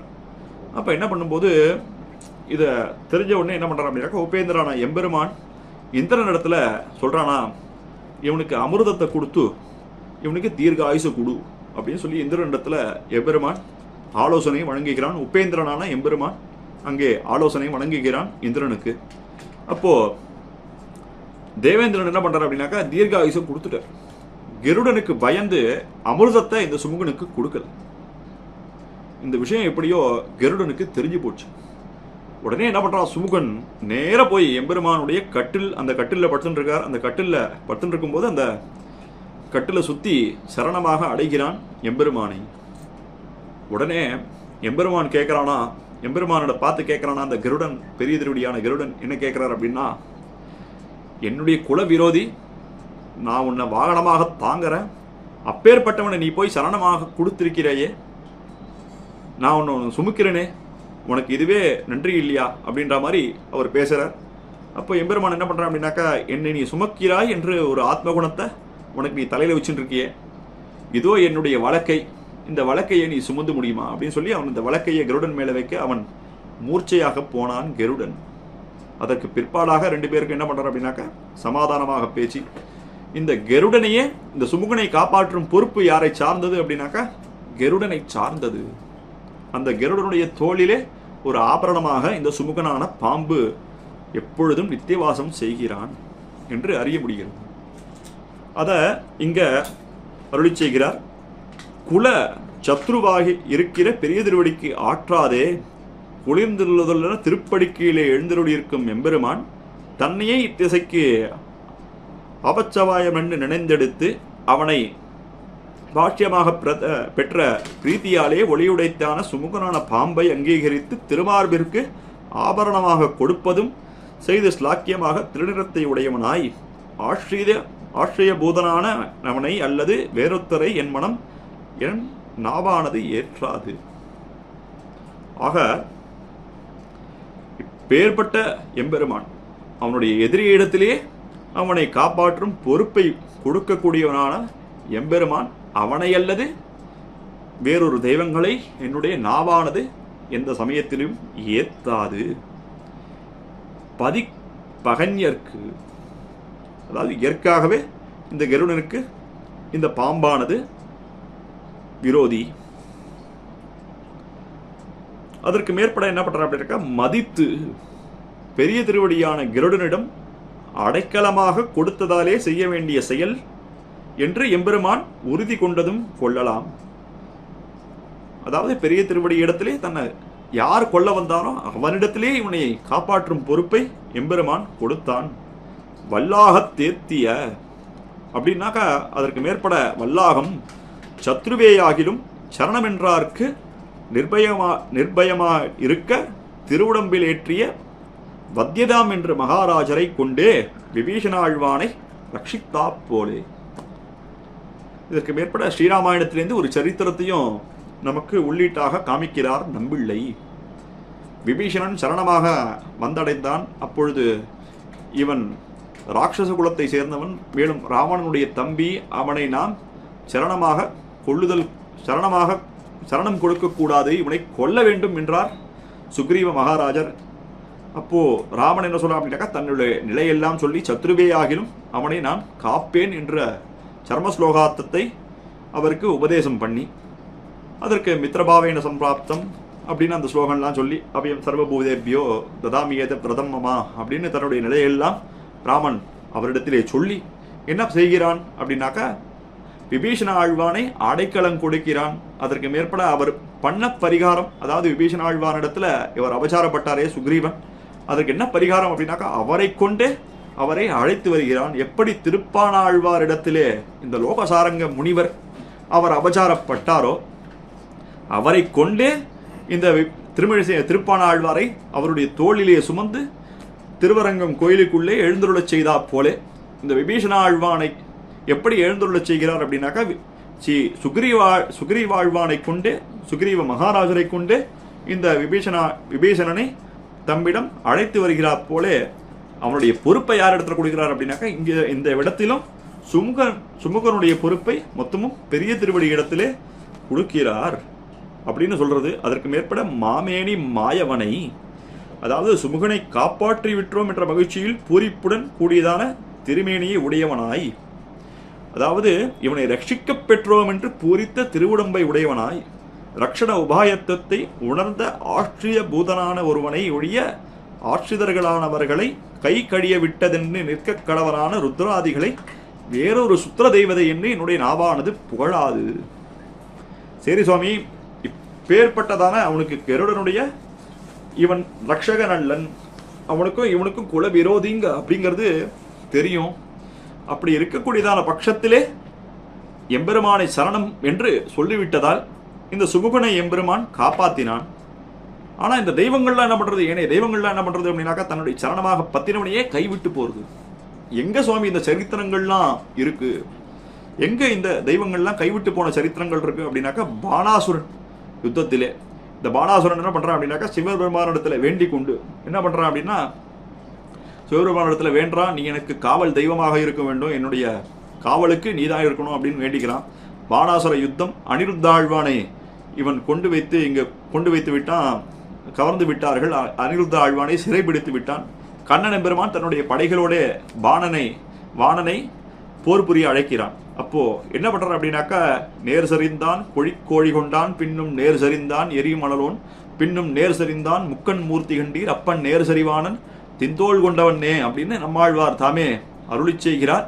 அதற்கு மேற்பட திருவரங்கத்த முதலாரும் என்ன அருளி செய்கிறான், கார்த்திகையானும் கரிமுகத்தானும் கடலும் முக்கன் மூர்த்தியும் மோடியும் வெப்பும் முதுகிட்டு மூலகம் பூத்தவனே என்று போத்திட வாணன் பிழைபொருத்த தீர்த்தனை ஏத்தும் ராமானுசன் இந்த சேம வைப்பே அப்படின்னு அருளி செய்கிறார் திருவரங்க தமுதனார். ஆக முதல்ல என்ன பண்றான் அப்படின்னா, நேர் சரிந்தான் கோழி கொண்டான். முதல்ல கொடியை, அதாவது கோழி, அந்த கொடியை உடையவனான முருகன் சுப்பிரமணியன் அவன் என்ன பண்றான் அப்படின்னாக்கா, அவன் முதல்ல புறக்கிட்டு ஓடுறான். அதற்கு மேற்பட நேரு சரிந்தான் எரியும் அனலோன், அதற்கு மேற்பட அக்னியானவன் அவனும் காப்பாற்ற முடியாம ஓடுறான். அதற்கு மேற்பட என்ன பண்றான் அப்படின்னாக்கா, நேர் சரிந்தான் முக்கன் மூர்த்தி கண்டீர், இந்த சிவனும் என்ன பண்றான் அப்படின்னாக்கா புறமுதுகிட்டு கண்ணன் பெருமானிடத்திலே ஓடித்திருக்கிறான். அப்பன் நேர் சரிவானன் தின்தோல் கொண்டதன்னே அதற்கு மேற்பட வாணனுடைய இரு கைகளை மட்டும் எதற்காக வச்சிருக்கான் அப்படின்னாக்கா அவன் தன்னை வணங்குவதற்காக வைத்துவிட்டு ஏனைய கைகளிலே வதம் செய்தான் எம்பெருமான் என்று எம்பெருமானுடைய வீரச் செயல்களே பல்லாண்டு பாடுகிறார் நம்மாழ்வார். ஆக இந்த பாசுரத்தினால என்ன சொல்றது அப்படின்னாக்கா தனக்கு சத்ருவாகவே இருந்தா கூட, தன்னுடைய அடியார்களுக்கு சத்ரு தனக்கு சத்ருவாகவே இருந்தா கூட எம்பெருமானிடத்துல சரணம் அவன்தான் உபாயம் என்று அடைந்து விட்டால் எம்பெருமான் அவர்களை எப்பேற்பட்டாது காப்பாற்றுகிறான் என்ற சரித்திரத்தை நாம் இங்கே அறிந்து கொள்கிறோம். அதற்கு மேற்பட 75வது பாட்டு. இந்த 75வது பாட்டானாலே என்ன சாய்க்கிறார் இந்த ஆழ்வார் அப்படின்னாக்கா எம்பெருமானை, இப்பேற்பட்ட எம்பெருமானை தவிர வேறு எவரையும் என் நாவால் துதிக்க மாட்டேன் அப்படின்னு நமக்கு அருளி செய்கிறார். நாக்கொண்டு மானிடம் பாடேன் நலமாக தீக்கொண்ட செஞ்சடையான் சென்னு என்னும் பூக்கொண்டு வல்லவாறு ஏத்த மகிழாத வைகுந்த செல்வனாகார் சேவடி மேல் பாட்டு.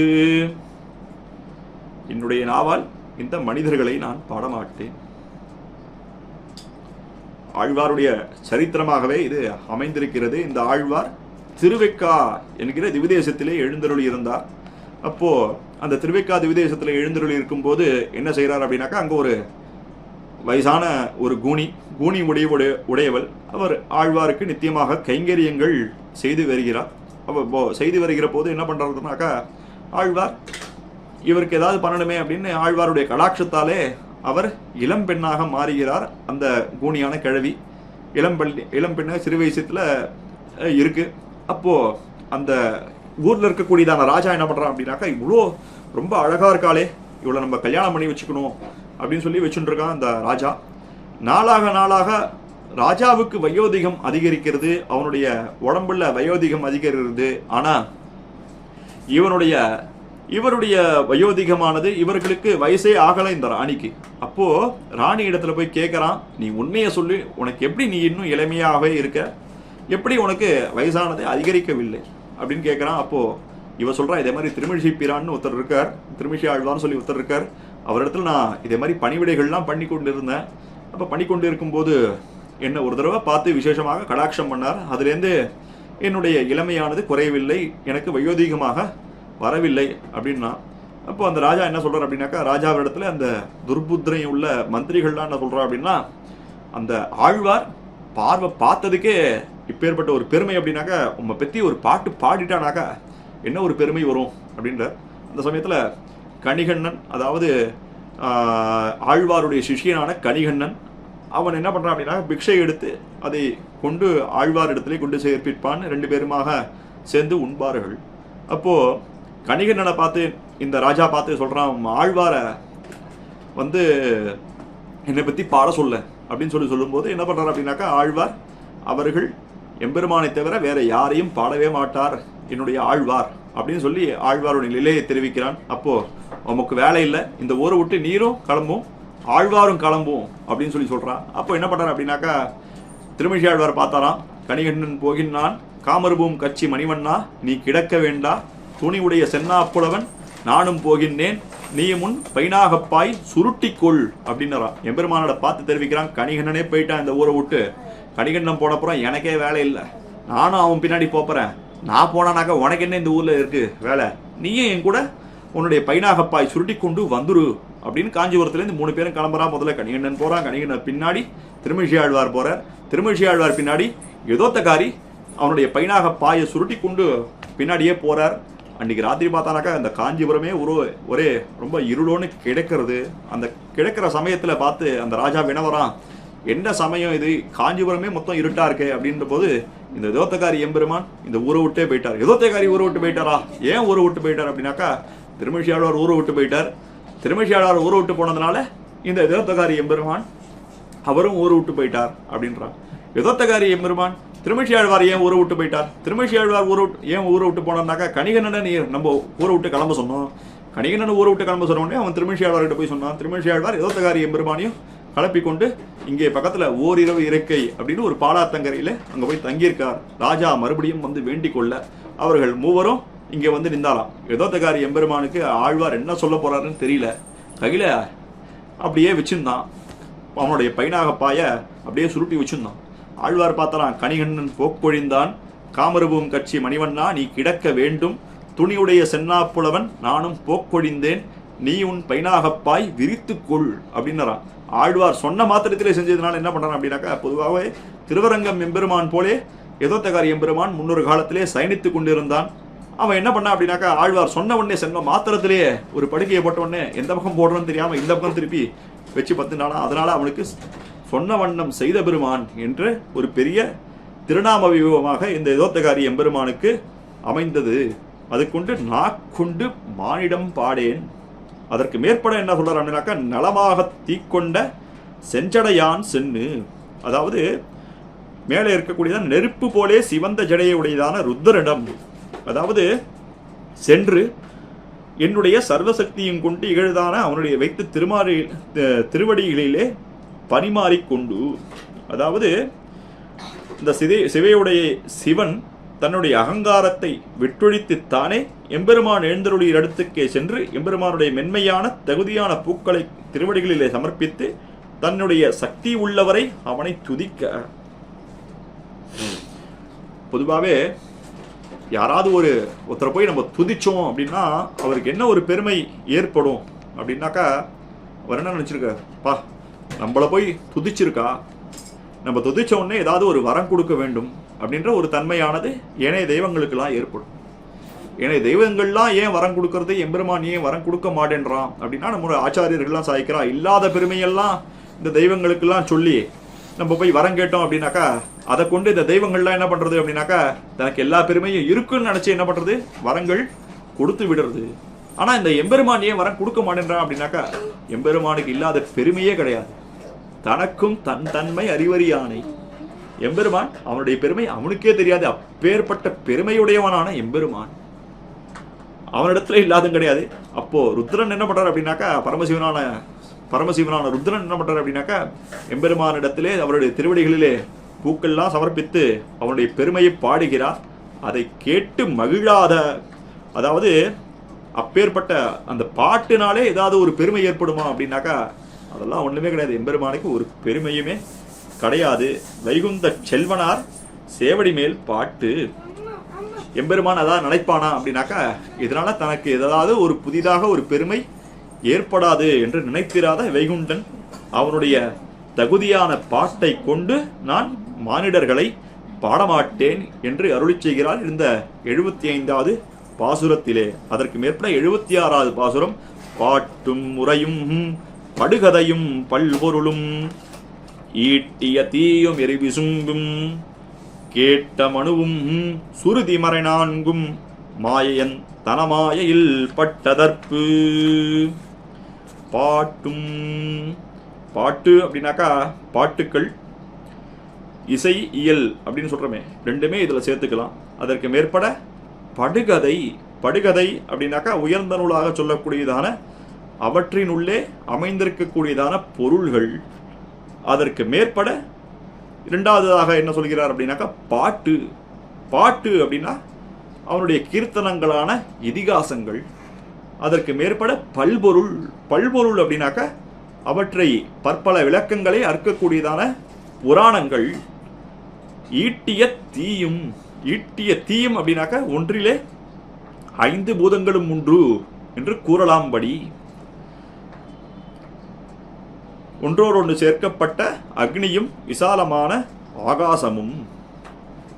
அதற்கு மேற்பட மனு அப்படின்னாக்கா மனு தர்மம், நம்மளுடைய கேட்ட மனு, அதாவது மனுக்கு மேற்பட ஒரு பிரமாணமானது எங்கேயுமே சொல்லப்படவில்லை அப்படின்னு நமக்கு தெரிகிறது.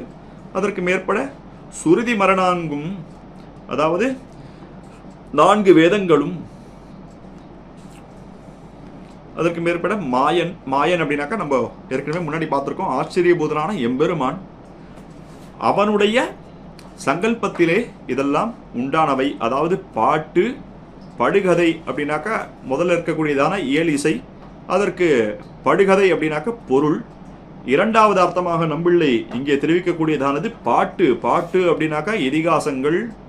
இதிகாசங்களை விஸ்தீரமாக சொல்லக்கூடியதான படுகதை அது புராணங்கள். ஸ்லோக ரூபமாகவே அமைந்திருக்கிறது இதிகாசங்கள், அதற்கு விளக்கமாக அமைந்திருக்கக்கூடியதான புராணங்கள், அவற்றிலே சொல்லப்படுகிறதான ஈட்டிய தீயும் இருவிசும்பும் பஞ்சபூதங்கள். இருவிசும்பு அப்படின்னாக்கா ஆகாசம், ஈட்டிய தீ அக்னி, அதில் இருக்கக்கூடியதான விசாலமான ஆகாசம். இவற்றை சொன்னது அப்படின்னாக்கா என்ன சொல்லப்படுறது அப்படின்னாக்கா, இவற்றை சொன்னது அண்டகாரனான பஞ்சபூதங்களும் தேவர்கள் முதலான படைப்புகள் அனைத்துக்கும் உபலட்சமாக கொள்வது. அதாவது இவற்றை ரெண்டு சொல்லுவதனால பஞ்சபூதங்களுக்கும் ஆகாசமானது உபலட்சணம், ஈட்டிய தீயும் இருவிசும்பும் அப்படின்னாக்கா இரண்டு சொன்னதுனால தேவர்களுக்கும் உபலட்சணமாக இவைகள்லாம் கொள்ளுவது. இவர்கள்லாம் எதனால ஏற்பட்டது அப்படின்னாக்கா எம்பெருமானுடைய சங்கல்பத்தினாலே ஏற்பட்டது அப்படிங்கிறத 76வது பாசுரத்திலே நமக்கு தெரிவிக்கிறார். 77ஆம் பாட்டு, தற்பெண்ணை தானறியா ஆனேலும் தடங்கடலை கற்கொண்டு தூர்த்த கடல் வண்ணன் ஏற்கொண்ட வெவ்வினையும் தீர்க்க விளங்கா மனம் வைத்தான் வெவ்வினையும் மாயுமால் கண்டு. எம்பெருமான் என்ன பண்ணான் அப்படின்னாக்கா, சீதா பிராட்டியிடம் கொண்ட அன்பாலே கடலையே அடைத்தான். பெரிய கடைகளிலே என்ன பண்றான் அப்படின்னாக்கா, ஆழ்வாரே சாய்க்கிறாரே, அரங்கனே தரங்கநீர் அரங்க மண்ணு குன்னு சூழ் மரங்கள் தேய மாநிலம் குலுங்க மாசுனம் சுழாய் நெருங்கனி கடைந்த போது நின்ன சூரரென் செய்தாள் உரங்கையாள் உகந்த வெந்தை கூறுதேர வேரிதே. எல்லாம் குரங்குகள்லாம் என்ன பண்றது அப்படின்னாக்கா, எம்பெருமானுடைய பிரபாவத்தினாலே இந்த மலையானது அணையானது கட்டியது. அதற்கு மேற்பட என்ன சொல்றார் அப்படின்னாக்கா, என்னுடைய தற்பெண்ணை தானறியானேன். எம்பெருமான் என்னுடைய குத்தங்கள்லாம் அவன் எப்படி கொள்கிறான் அப்படின்னாக்கா, என்னுடைய குத்தங்கள்லாம் அவன் அறிந்து கொண்டாலும் எம்பெருமானானவன் என்ன பண்றான், கற்பெண்ணை தானறியானேலும் அறிந்து கொண்டாலும் அவன் என்ன பண்றான் அப்படின்னாக்கா எனக்கு அருளை செய்கிறான். ஏற்கொண்ட வெவ்வினையும் தீர்க்க, எனக்கு அருள் செய்து என்னுடைய எல்லா துன்பங்களிலும் போக்கும்படி என்னிடம் தன்னுடைய திருவுள்ளத்தை வைத்தான்.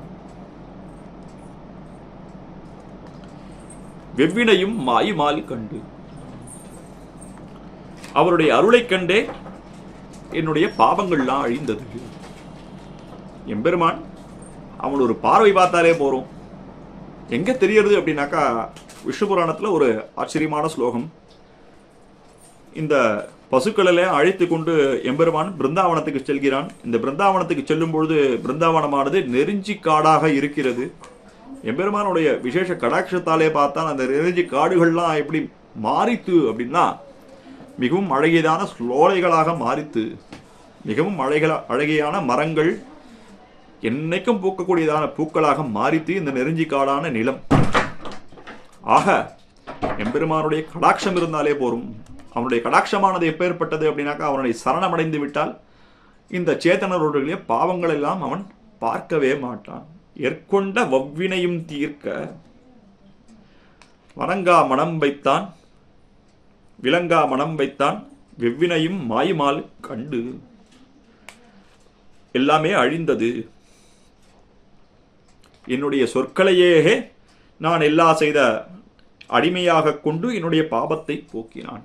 ஆழ்வார் என்ன பண்ணார்? ஆழ்வார் போய் ஒரு காரியத்தை பண்ணறா, ஏதாவது ஒரு காரியமாக கொண்டு எம்பெருமான சரணம் அடைஞ்சாரா அப்படின்னாக்கா சரணமே அடையல. எம்பெருமான் ஆழ்வார் அருள் செய்த பாட்டுகளையே கொண்டு எம்பெருமான் என்ன பண்றான் அப்படின்னாக்கா அவனுக்கு அருள் புரியறான். அதற்கு மேற்பட 78வது பாட்டு பரமசிவனுடைய வைபவத்தை நமக்கு இங்கே தெரிவிக்கிறார். கண்டு வணங்கினார் கென்லாங்கொள் காமனுடல் கொண்ட தவத்தார் குமை உணர்த்த வண்டலம்பும் தாளரங்கள் நீழ்முடியான் தன் பெயரே கேட்டிருந்து அங்காரணங்கள் ஆனமையாளாய்ந்து. ஒரு சமயம் கைலாயத்துல இந்த பரமசிவனான எம்பெருமான் பரமசிவன் அவன் தியானித்து கொண்டு அமர்ந்திருக்கிறான். அவருடைய பத்னியான உமை, அந்த உமை என்ன பண்றார் அப்படின்னாக்கா,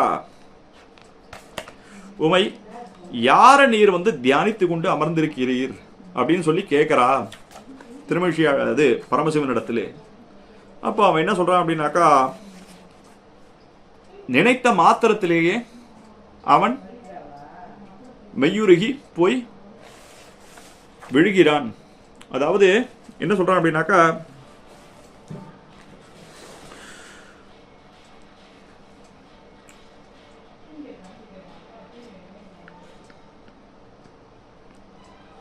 உள்ளமானது பூரித்து விட்டது, அவருடைய உள்ளமானது எப்பேற்பட்டதானாக பூரித்து விட்டது அப்படின்னா என்ன சொல்றான் அப்படின்னாக்கா,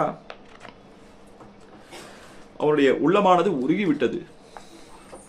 அதாவது இங்க நம்பிள்ளை 2 இடங்களிலே ரொம்ப ஆச்சரியமாக இந்த வைபவத்தை நமக்கு காமிக்கிறார். இது சகஸ்ரநாமத்தில் வரக்கூடியதான அந்த ஸ்லோகம்தான். எம்பெருமான் தானே உடனே என்ன பண்ணுறான் அப்படின்னாக்கா, ஸ்ரீராம ராம ராமேதி ரமே ராமே மனோரமே அந்த ஸ்லோகம் வருது. அந்த ஸ்லோகத்துக்கு உண்டான வைபவத்தை ஆழ்வார் இங்கே நமக்கு ஒரு பாட்டாக பாசுரமாக அருளி செய்கிறார். கண்டு வணங்கினார் கெண்ணாங்கொள், அவனை நேரில் கண்டு அவனுடைய திருவடிகளிலே வணங்கியவர்களுக்கு என்ன ஆகுமோ? யாருக்கு சுவாமி நேர வணங்கினா என்ன ஆகுமோ அப்படின்னு முதல்ல கேள்வி கேட்கிறார். யார் அப்படி நைந்து சோர்ந்து போனான் அப்படின்னாக்கா, பரமசிவன் நைந்து சோர்ந்து போனான். அவன் எப்பேற்பட்டவன் அப்படின்னாக்கா, காமனுடல் கொண்ட தவத்தார் குமை உணர்த்தார். இந்த வைபவமானது, இந்த கதையானது நிறைய பேருக்கு நிச்சயமாக தெரிந்திருக்கும். பரமசிவன் எப்பேற்பட்டவன் அப்படின்னாக்கா, காமனை எரித்தவன். அதாவது பார்வதியும் பரமசிவனையும் ஒன்னா சேர்க்கறதுக்காக இந்த காமன் என்ன பண்ணார் அப்படின்னாக்கா, பரமசிவன் தியானத்தில் இருக்கும் சமயத்திலே அவனுடைய மனதை மாற்றுவதற்காக வருகிறார். அப்போ அந்த தவம் கலைந்தவாறே என்ன பண்றார் அப்படின்னாக்கா, இந்த பரமசிவன் இந்த காமனை எரிக்கிறார். அதாவது காமனையே எரித்தவன் இந்த பரமசிவன். அவனிடத்துல என்ன பண்றார் அப்படின்னாக்கா,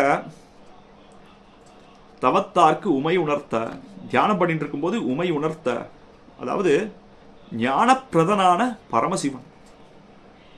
கிட்டத்தட்ட 17வது பாசுரத்திலே நாம் அறிந்திருக்கிறோம். ஆளன் இடர்க்கு அறநெறியை நால்வர்க்கு மேலை வெறித்துரைத்தான் மெய்த்தவத்தோன் ஞானமளந்தானை ஆடி கிடந்தானை ஆள் மேல் வளர்ந்தானை தான் வணங்குமாறு. அதாவது இந்த ஆழ மரத்தினுடைய அமைந்து கொண்டு தட்சிணாமூர்த்தி என்று சொல்லக்கூடியதான ஒரு சுரூபத்தை இந்த பரமசிவன் தாங்கி கொண்டு என்ன பண்றார் அப்படின்னாக்கா, அங்க இருக்கக்கூடியதான அகஸ்தியர், புலஸ்தியர், தக்ஷர், மார்க்கண்டேயர் ஆகிய நால்வருக்கு என்ன பண்றார் அப்படின்னாக்கா, தான் வழிபடும் நல்வழியை அவர்களுக்கெல்லாம் உபதேசித்தான் இந்த பரமசிவன். அவனுக்கே சிவன் இந்த உமையானவள் என்ன பண்றார் அப்படின்னாக்கா, மாத்தி உரைக்கிறார். முறை மாறாடி பரமசிவன் உமாதேவிக்கு உணர்த்த வேண்டி இருக்க, இந்த உமாதேவி என்ன பண்றா அப்படின்னாக்கா, பரமசிவனுக்கு உணர்த்தவொன்னே என்ன பண்றா அப்படின்னாக்கா, வண்டலம்பும் தாளங்கள் நீழ்முடியான். அதாவது இந்த தேன் வண்டுகள்லாம் இருக்கே, வண்டுகள்லாம் தேன் வெள்ளத்துல கிடந்து அலையுமா. அப்பேற்பட்ட தேன் வண்டு இருக்கக்கூடியதான திருத்துழாய் மாலை அதை எம்பெருமான் என்ன பண்றான் அப்படின்னாக்கா, திருவபிஷேகத்தை உடையதான எம்பெருமான் ஆதிராஜ்ய சூசகமாக திருத்துழாய் மாலையாலே அலங்கிருதமாக திருவபிஷேகத்தை உடையவனான எம்பெருமான். திருத்துழாய் எம்பெருமானுக்கே உரித்தானது. அந்த திருத்துழாயிலே வண்டுகள்லாம் வந்து மொய்த்திருக்கக்கூடியதான திருத்துழாயை மாலையாலே திருமுடியிலே சூடியிருப்பவனான எம்பெருமான். மண்டலம்பும் தாளங்கள் நீழ்முடியான் தன் பெயரே கேட்டிருந்து அங்காரணங்கள் ஆனமையால் ஆய்ந்து கண்டு வணங்கினார் கெண்ணாங்குள். நினைத்த மாத்திரத்திலேயே பரமசிவன் நினைத்த மாத்திரத்திலேயே அவன் மனமானது உருகி போச்சு அப்படின்னா, எம்பெருமானை நேரே சாட்சாத்கரிக்க பெறுபவர்கள் எப்படியாக இருப்பார்கள்? அதாவது இந்த சத்வகுணம், ரஜோகுணம், தமோகுணம் ஆகிய மாத்தி இருக்கக்கூடியதான பரமசிவனுக்கே இப்பேற்பட்ட நிலைமை அப்படின்னா, எம்பெருமானை நினைத்த மாத்திரத்திலே சாத்விகர்களான ஸ்ரீ வைஷ்ணவர்களுக்கு எப்பேற்பட்ட நிலைமையானது ஏற்படும்? எம்பெருமானை நேர பார்த்துட்டா எப்படி இருப்பார்கள் இந்த ஸ்ரீ வைஷ்ணவர்கள் என்ற நிலைமையை அனுபவிக்கிறார். 78வது பாசுரத்திலே 79வது பாசுரம். ஆய்ந்து கொண்டு ஆதிப்பெருமானை அன்பினால் வாய்ந்த மனத்திருத்த வல்லாறுகள் ஏய்ந்ததுவும் வைகுந்தமாக விரும்புவரே தாமும் தன் வைகுந்தம் காண்பார் விரைந்து. எம்பெருமானை பாங்காக மனதில் நிலைத்திருக்க வல்லார்கள் ஆய்ந்து கொண்டு ஆதிப்பெருமானை, ஆதிப்பெருமான்னா இந்த உலகத்தை படைத்தவனான சர்வேஸ்வரன், அவனை ஏய்ந்த இடம் அனுபவித்திருக்கிறதுக்கான ஏய்ந்த இடமானது எது அப்படின்னாக்கா அதுதான் ஸ்ரீவைகுண்டம். இந்த உலகத்தில் இருக்கிறவங்கள்லாம் ஆழ்வாரே சொல்றே, அருள் செய்கிறரே, உனிலாய்வி ஐவரால் குமகீர்த்தி என்னையுன் பாதவங்கயம் அந்நிலா வகையே நலிவான் எண்ணம் எண்ணுகின்றாய் எண்ணிலா பெருமாயனை இமையோர்கள் ஏத்து உலகம் உன்னுடைய என்னலே அமுதையப்பனே என்னை ஆழ்வானே ஐம்புலங்கள் ஐவர் திசை திசை உமைத்தித்துகின்றனர். இங்க நமக்கு உள்ள இந்திரியங்களாலும் எம்பெருமானை நினைக்கிறதுக்கு முடியுமா அப்படின்னாக்கா அவளும் நமக்கு விரோதி. அதற்கு மேற்பட ஆழ்வார் தெரிவிக்கிறார், கொண்ட வெண்டிர் மக்களுத்தார் சுத்தத்தவர் பிறரும் கண்டதோடு பட்டதல்லால் காதல் மத்து யாதுமில்லை. அங்கேயும் விரோதி இருக்கு, உள்ளேயும் விரோதி இருக்கு, வெள்ளையும் விரோதி இருக்கு. அவனை ஏகாந்தமா அனுபவிக்கிறதுக்கான இடமானது என்ன அப்படின்னாக்கா அதுதான் எம்பெருமானுடைய வைகுண்டம்.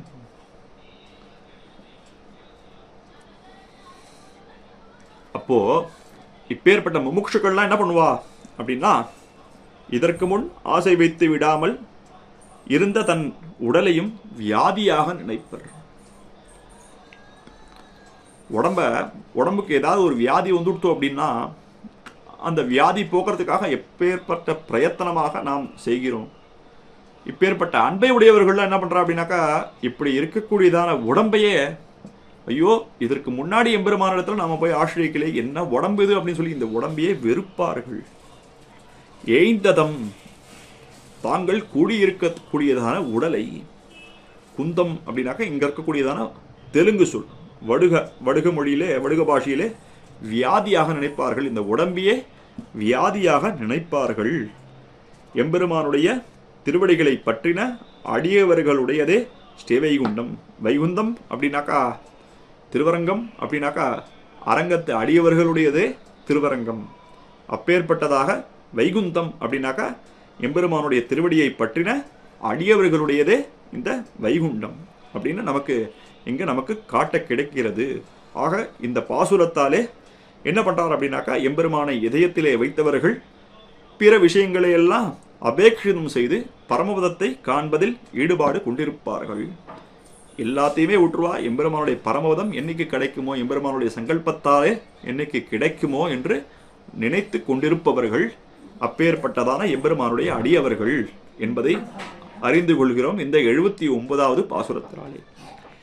80வது பாசுரம், விரைந்தடுமின் மேலொரு நாள் வெள்ளம் பறக்க கரந்துலகம் காத்தளித்த கண்ணன் பரந்துலகம் பாடின வாடின கேட்டு படுநரகம் வீடின வாசற் கதவு. ஒரு காலத்தில் எம்பெருமானுடைய பிரளயமானது ஏற்பட்டது. அந்த பிரளயமானது ஏற்பட்ட உடனே என்ன பண்ணான் எம்பெருமான் அப்படின்னாக்கா, எல்லா உலகங்களையும் தானே விழுங்கினான். அப்ப ஏற்பட்ட விழுங்கி காத்த பெருமானுடைய உலகங்களிலே உள்ள ஸ்ரீவைஷ்ணவர்கள்லாம் என்ன பண்றா அப்படின்னாக்கா, எம்பெருமானுடைய பெருமைகளை நினைத்து பாடி ஆடுகிறார்கள். இந்த சொல்லெல்லாம் கேட்ட உடனே என்ன பண்றது அப்படின்னாக்கா, இந்த நரகத்தில் இருக்கக்கூடியதான கதவு, அந்த நரகத்துல இப்பேற்பட்ட இந்த வைஷ்ணவமே, இந்த உலகமே என்னவாக ஆகிறது அப்படின்னாக்கா ஸ்ரீ வைஷ்ணவ மயமாக ஆகிவிட்டது. ஆகிவிட்டதுனாலே நரகத்துல யாருமே இல்லை. அப்போ நரகத்துல யாருமே இல்லாதனால நரகத்தினுடைய கதவுகள்லாம் தானாவே கழண்டு விழுந்துருது அப்படின்னு நமக்கு இந்த பாசுரத்தாலே தெரிவிக்கிறார். அதாவது துன்பப்படும் நரகத்தில் துன்பப்படுவதற்கு யாரும் இல்லாததால் கதவுகள் திறக்கவும் மூடவும் தவிர்ந்து போயின அப்படின்னு நமக்கு இங்க ஆழ்வார் காமிக்கிறார். இதே நிலையை தான் நம்ம ஆழ்வாரும் ஒன்றும் தெய்வம் அருளி செய்த உடனே என்ன பண்றோம் அப்படின்னாக்க, இந்த உலகத்தில் இருக்கிறவர்கள்லாம் எம்பெருமானுக்கு ஆசிரியித்தார்கள். இந்த உலகமே சிவைஷ்ணவர்களாக ஆயிற்று. இது மோட்சமோ, இது ஸ்ரீவைகுண்டமோ, இல்லை திருக்குருகூரே என்ன வச்சுனாக்கா இந்த உலகமே என்னவா மாறித்து அப்படின்னாக்கா வைகுந்தமா மாறித்து. இதை காண்பதற்காக மேலே இருக்கக்கூடியதான நிலத்தேவர்கள், அதாவது மேலே இருக்கக்கூடியதான நித்தியசூரிகள்லாம் அந்த உலகத்துக்கு வரா. இவர்களும் அவர்களும் சேர்த்தியாக இருக்க இதற்கு ஆழ்வார் பொலிக பொலிகா என்று பாசுரம் பாடுகிறார் நம்மாழ்வார். அதே மாதிரி இங்கே திருமிஷி ஆழ்வாருக்கு என்ன ஒரு பாவமானது ஏற்படுகிறது, திருமிஷி பிரானுக்கு என்ன ஒரு பாவமானது ஏற்படுகிறது அப்படின்னாக்கா, முந்தைய ஆழ்வார்கள் மற்றும் தன்னுடைய உபதேசத்தாலே உலகத்தில் உள்ளவர்கள் எல்லாம் திருந்த அதை கொண்டாடுகிறார் இந்த திருமிழிசை ஆழ்வார். உலகமே வைஷ்ணவமயமாக மாறித்து எம்பெருமானுடைய திருநாமங்களை சொல்லிப்பாடி எங்கும் பரந்தன தொண்டீர் அப்படின்னு ஆழ்வார் தெரிவிக்கிறாரே. அப்பேற்பட்ட மயமாக இந்த பூகுலமாக எம்பெருமான் படைத்த உலகெல்லாம் மாறித்து யாருமே இல்லாததுனால என்னாச்சு அப்படின்னாக்கா, அப்படி பேர்பட்டவர்கள் பாவம் செய்தவர்கள் எம்பெருமானுடைய சொல்லி பாடுபவர்கள் நிச்சயமாக பாவங்கள் நிச்சயமாக செய்ய மாட்டார்கள். பாவமே செய்தாலும் எம்பெருமான் அவனை சரணமடைவதால் எம்பெருமான் அவர்களை காப்பாற்றி விடுகிறான். ஆக நரகத்துக்கு யாருமே ஆள் இல்லாமல் போச்சு. இப்போ ரொம்ப நாள் ஒரு வீடுக்கு ஆளே இல்லாமல் இருந்தது அப்படின்னாக்கா அந்த கதவை திறக்கவும் முடியாது மூடவும் முடியாத நிலை எப்படி இருக்குமோ அப்பேற்பட்டதான நிலையானது எம்பெருமானை இங்கே நமக்கு ஏற்பட்டது அப்படின்னு நமக்கு காமிக்கிறார். அந்த நரகங்கள்லாம் தானே கழண்டு போச்சு. ரொம்ப நாள் யூஸ் பண்ணாமல் இருந்தானாக்கா ஒரு வீட்டில் அந்த கதவுகள்லாம் எப்படி தன்னிடையே விழுமோ அதே மாதிரி நரகத்துக்கு போக ஆள் இல்லாதையாலே இந்த நரகத்தினுடைய கதவுகளெல்லாம் தன்னிடையே கீழே விழுந்து போயிற்று அப்படின்னு நமக்கு இந்த பாசுரத்தாலே தெரிவிக்கிறார். ஆகா 71வது பாசுரம் தொடங்கி சரமஸ்லோகார்த்தம் தொடங்கி அதற்கு தொடக்கமாக அதனுடைய ஒரு வழிவந்ததான கிட்டத்தட்ட 80வது பாசுரம் வரைக்கும் சரமஸ்லோகார்த்தத்தினுடைய பாசுரத்தை நாம் அவருடைய வைபவத்தை சுவாமி பார்த்தசாரதியினுடைய திருவடிவாரத்திலே அடியேன் அனுபவித்தேன். இதில் ஒரு ஆச்சரியமான விஷயம் என்ன அப்படின்னாக்கா, அடியேன் இங்கே சாதித்த விஷயங்கள்லாம் நம்பிள்ளை படியிலே இருக்கிறது. அடியேன் சாதித்ததெல்லாம் நம்பிள்ளை படியிலே நமக்கு காட்ட கிடைக்கிறது. இது ஓலைச்சுவடியிலே இந்த விளக்கங்கள்லாம் இருந்தது. இதை நமக்கு வெளிக்கொணர்ந்தவர் ஸ்ரீ மண்டைய மணந்தாம்பிள்ளை வேங்கட கிருஷ்ணமாச்சார சுவாமி. அவர் என்ன பண்ணார் அப்படின்னு, அவர் இந்த ஓலைச்சுவடியிலேருந்து இந்த விஷயங்கள்லாம் எடுத்து இதை ஒரு புத்தகமாக நமக்கு மிகவும் அழகாக காமித்திருக்கிறார். அவரே அந்த வியாக்கியானங்களுக்கெல்லாம் ஒரு விளக்க உரையும் அருளி செய்துள்ளார். முதல்ல அடியேன் போய் தெரிவித்த உடனே என்ன சொன்னார் அப்படின்னாக்கா, சுவாமி ரொம்ப சந்தோஷம்னு சொல்லி இதே மாதிரி உபன்யாசம் ஏற்பாடு பண்ணிருக்கா, ரொம்ப சந்தோஷம்னு சொல்லி அவர் என்ன பண்ணார் அப்படின்னாக்கா, இந்த பாசுரங்களில் இந்த வியாக்கியானங்கள்லாம் இருக்குது, இதையும் சேர்த்து சொல்லி இன்னும் மேலும் சுவையாக இருக்கும் அப்படின்னு நமக்கு சுவாமியை தெரிவித்தார். அதையே சுவாமியுடைய வார்த்தைகளையே தாரகமாக கொண்டு அடியேன் இவ்விடத்திலே ஸ்ரீ காஞ்சி சுவாமி அருளி செய்த திவ்யார்த்த தீபிகை அதிலிருந்து சில விஷயங்களையும் உள்ளீட்டாக கொண்டு பெரியவாச்சான் பிள்ளை வியாக்கியானங்களிலிருந்தும் சிலவற்றை உள்ளீடாக கொண்டு நம்பிள்ளை வியாக்கியானத்திலிருந்து பல விஷயங்களை உள்ளீட்டாக கொண்டு இங்கே ஒரு சில வார்த்தைகளை தெரிவித்தேன். ஸ்ரீவே திருநாராயணபுரம் எதிகிரி எதிராஜ ஜீயர் சுவாமியுடைய திருவடி வாரத்திலே மிகவும் அழகாக அவருடைய பரம கிருபையாலே இந்த 325 நாட்களாக நடைபெறக்கூடியதான இந்த உபன்யாசங்கள் எவ்வளோ வைபவங்கள் கிட்டத்தட்ட பார்த்தீங்கன்னாக்கா தினந்தோறும் இந்த திவ்ய பிரபந்தம் ஆழ்வாருடைய அருளிச்செயல் அதனுடைய ஏற்பட்டதான வைபவங்கள்லாம் நம்ம கேட்டு தெரிந்து கொள்கிறோம். இதற்கு மேற்பட இந்த நம்பிள்ளை படி எங்கே கிடைச்சது அப்படின்னாக்கா, இதுவும் மேல்கோட்டையிலே கிடைத்தது. அங்கே இருக்கக்கூடியதான எம்பெருமான் யார்னா அவர் தான் செல்வநாராயணன். இந்த நான்முகனை நாராயணன் படைத்தான். இந்த புகழும் எங்கே தெரிவிக்கிறது அப்படின்னாக்கா, இந்த நான்முகன் திருந்தாதி ஃபுல்லாக எம்பெருமானுடைய புகழே தெரிவித்திருக்கக்கூடியதானது. அப்பேற்பட்டதான எம்பெருமானிடத்திலே அங்கே அந்த மேல்கோட்டை அவர் அதுக்கு மேற்பட்ட மேலக்கோட்டை திருநாராயணபுரம் அங்கே கிடைத்த ஓலைச்சுவடிகளை வைத்துக்கொண்டு நம்பிள்ளை ஈடானது வெளியிட, அதே யார் வெளியிட்டா அப்படின்னாக்கா அவரும் திருநாராயணபுரம் சம்பந்தம் பெற்ற மண்டை மணந்தாம்பிள்ளை வெங்கட கிருஷ்ணமாச்சார் சுவாமி அவர் வெளியிட, அதை கொண்டு அடியேன் ஒரு சில வார்த்தைகள் இங்கே தெரிவித்தேன். இந்த அடியேன் தெரிவித்த வார்த்தைகளிலே பல இடங்களிலே குற்றம் குறைகள் இருந்தால் அடியேனை திருத்தி பள்ளி கொள்ள வேண்டுமாக பிரார்த்தித்து கொண்டு அடியேன் அமைகிறேன். ஸ்ரீமன்மல்லாபுரீசாய கமலாலய வக்ஷசே ஞானப்பிரபா ஸ்வரூபாய ஸ்தலசையாய மங்களம். ஸ்ரீமன்மல்லாபுரீசாய ஞானதீப பிரபாயுஷே ஸ்ரீபூதயோகினே பூயாத் நித்யஸ்ரீர் நித்யமங்கலம். ஸ்ரீமதே ரம்யஜாமாத்ரு முனீந்திராய மகாத்மனே ஸ்ரீரங்கவாசினே பூயாத் நித்யஸ்ரீர் நித்யமங்கலம். மங்களம் குருவரியாய மங்களம் ஸ்தலசாயினே மங்களம் கார்கியவம்சாய நித்யஸ்ரீர் நித்யமங்கலம். மங்களாசாசன பரைஹி மதாச்சாரிய புரோக்ரமைஹி சர்வைஸ்ரபூர்வைராச்சாரியை சக்ருதாயாஸ்து மங்களம். அடியேன் ராமானுஜதாசன். பற்பமெனத்திகள் பைங்கழலும் தன் பல்லவமே விரலும். பற்பமென திகழ் பைங்கழலும் தன் பல்லவமே விரலும். பாவனமாகிய பைந்துவராடை பதிந்த மருங்கழகோ. பாவனமாகிய பைந்துவராடை பதிந்த மருங்கழகும். முப்புரி நூலோடு முன்கையில் ஏந்திய முக்கோல் தன்னழகும். எப்பொழுதும் யதிராசன் வடிவழகு என் இதயத்துள்ளதால் இல்லை எனக்கெதிர், இல்லை எனக்கெதிர், இல்லை எனக்கெதிரே. இல்லை எனக்கெதிர், இல்லை எனக்கெதிர், இல்லை எனக்கெதிரே. இல்லை எனக்கெதிரே, இல்லை எனக்கெதிரே, இல்லை எனக்கெதிரே.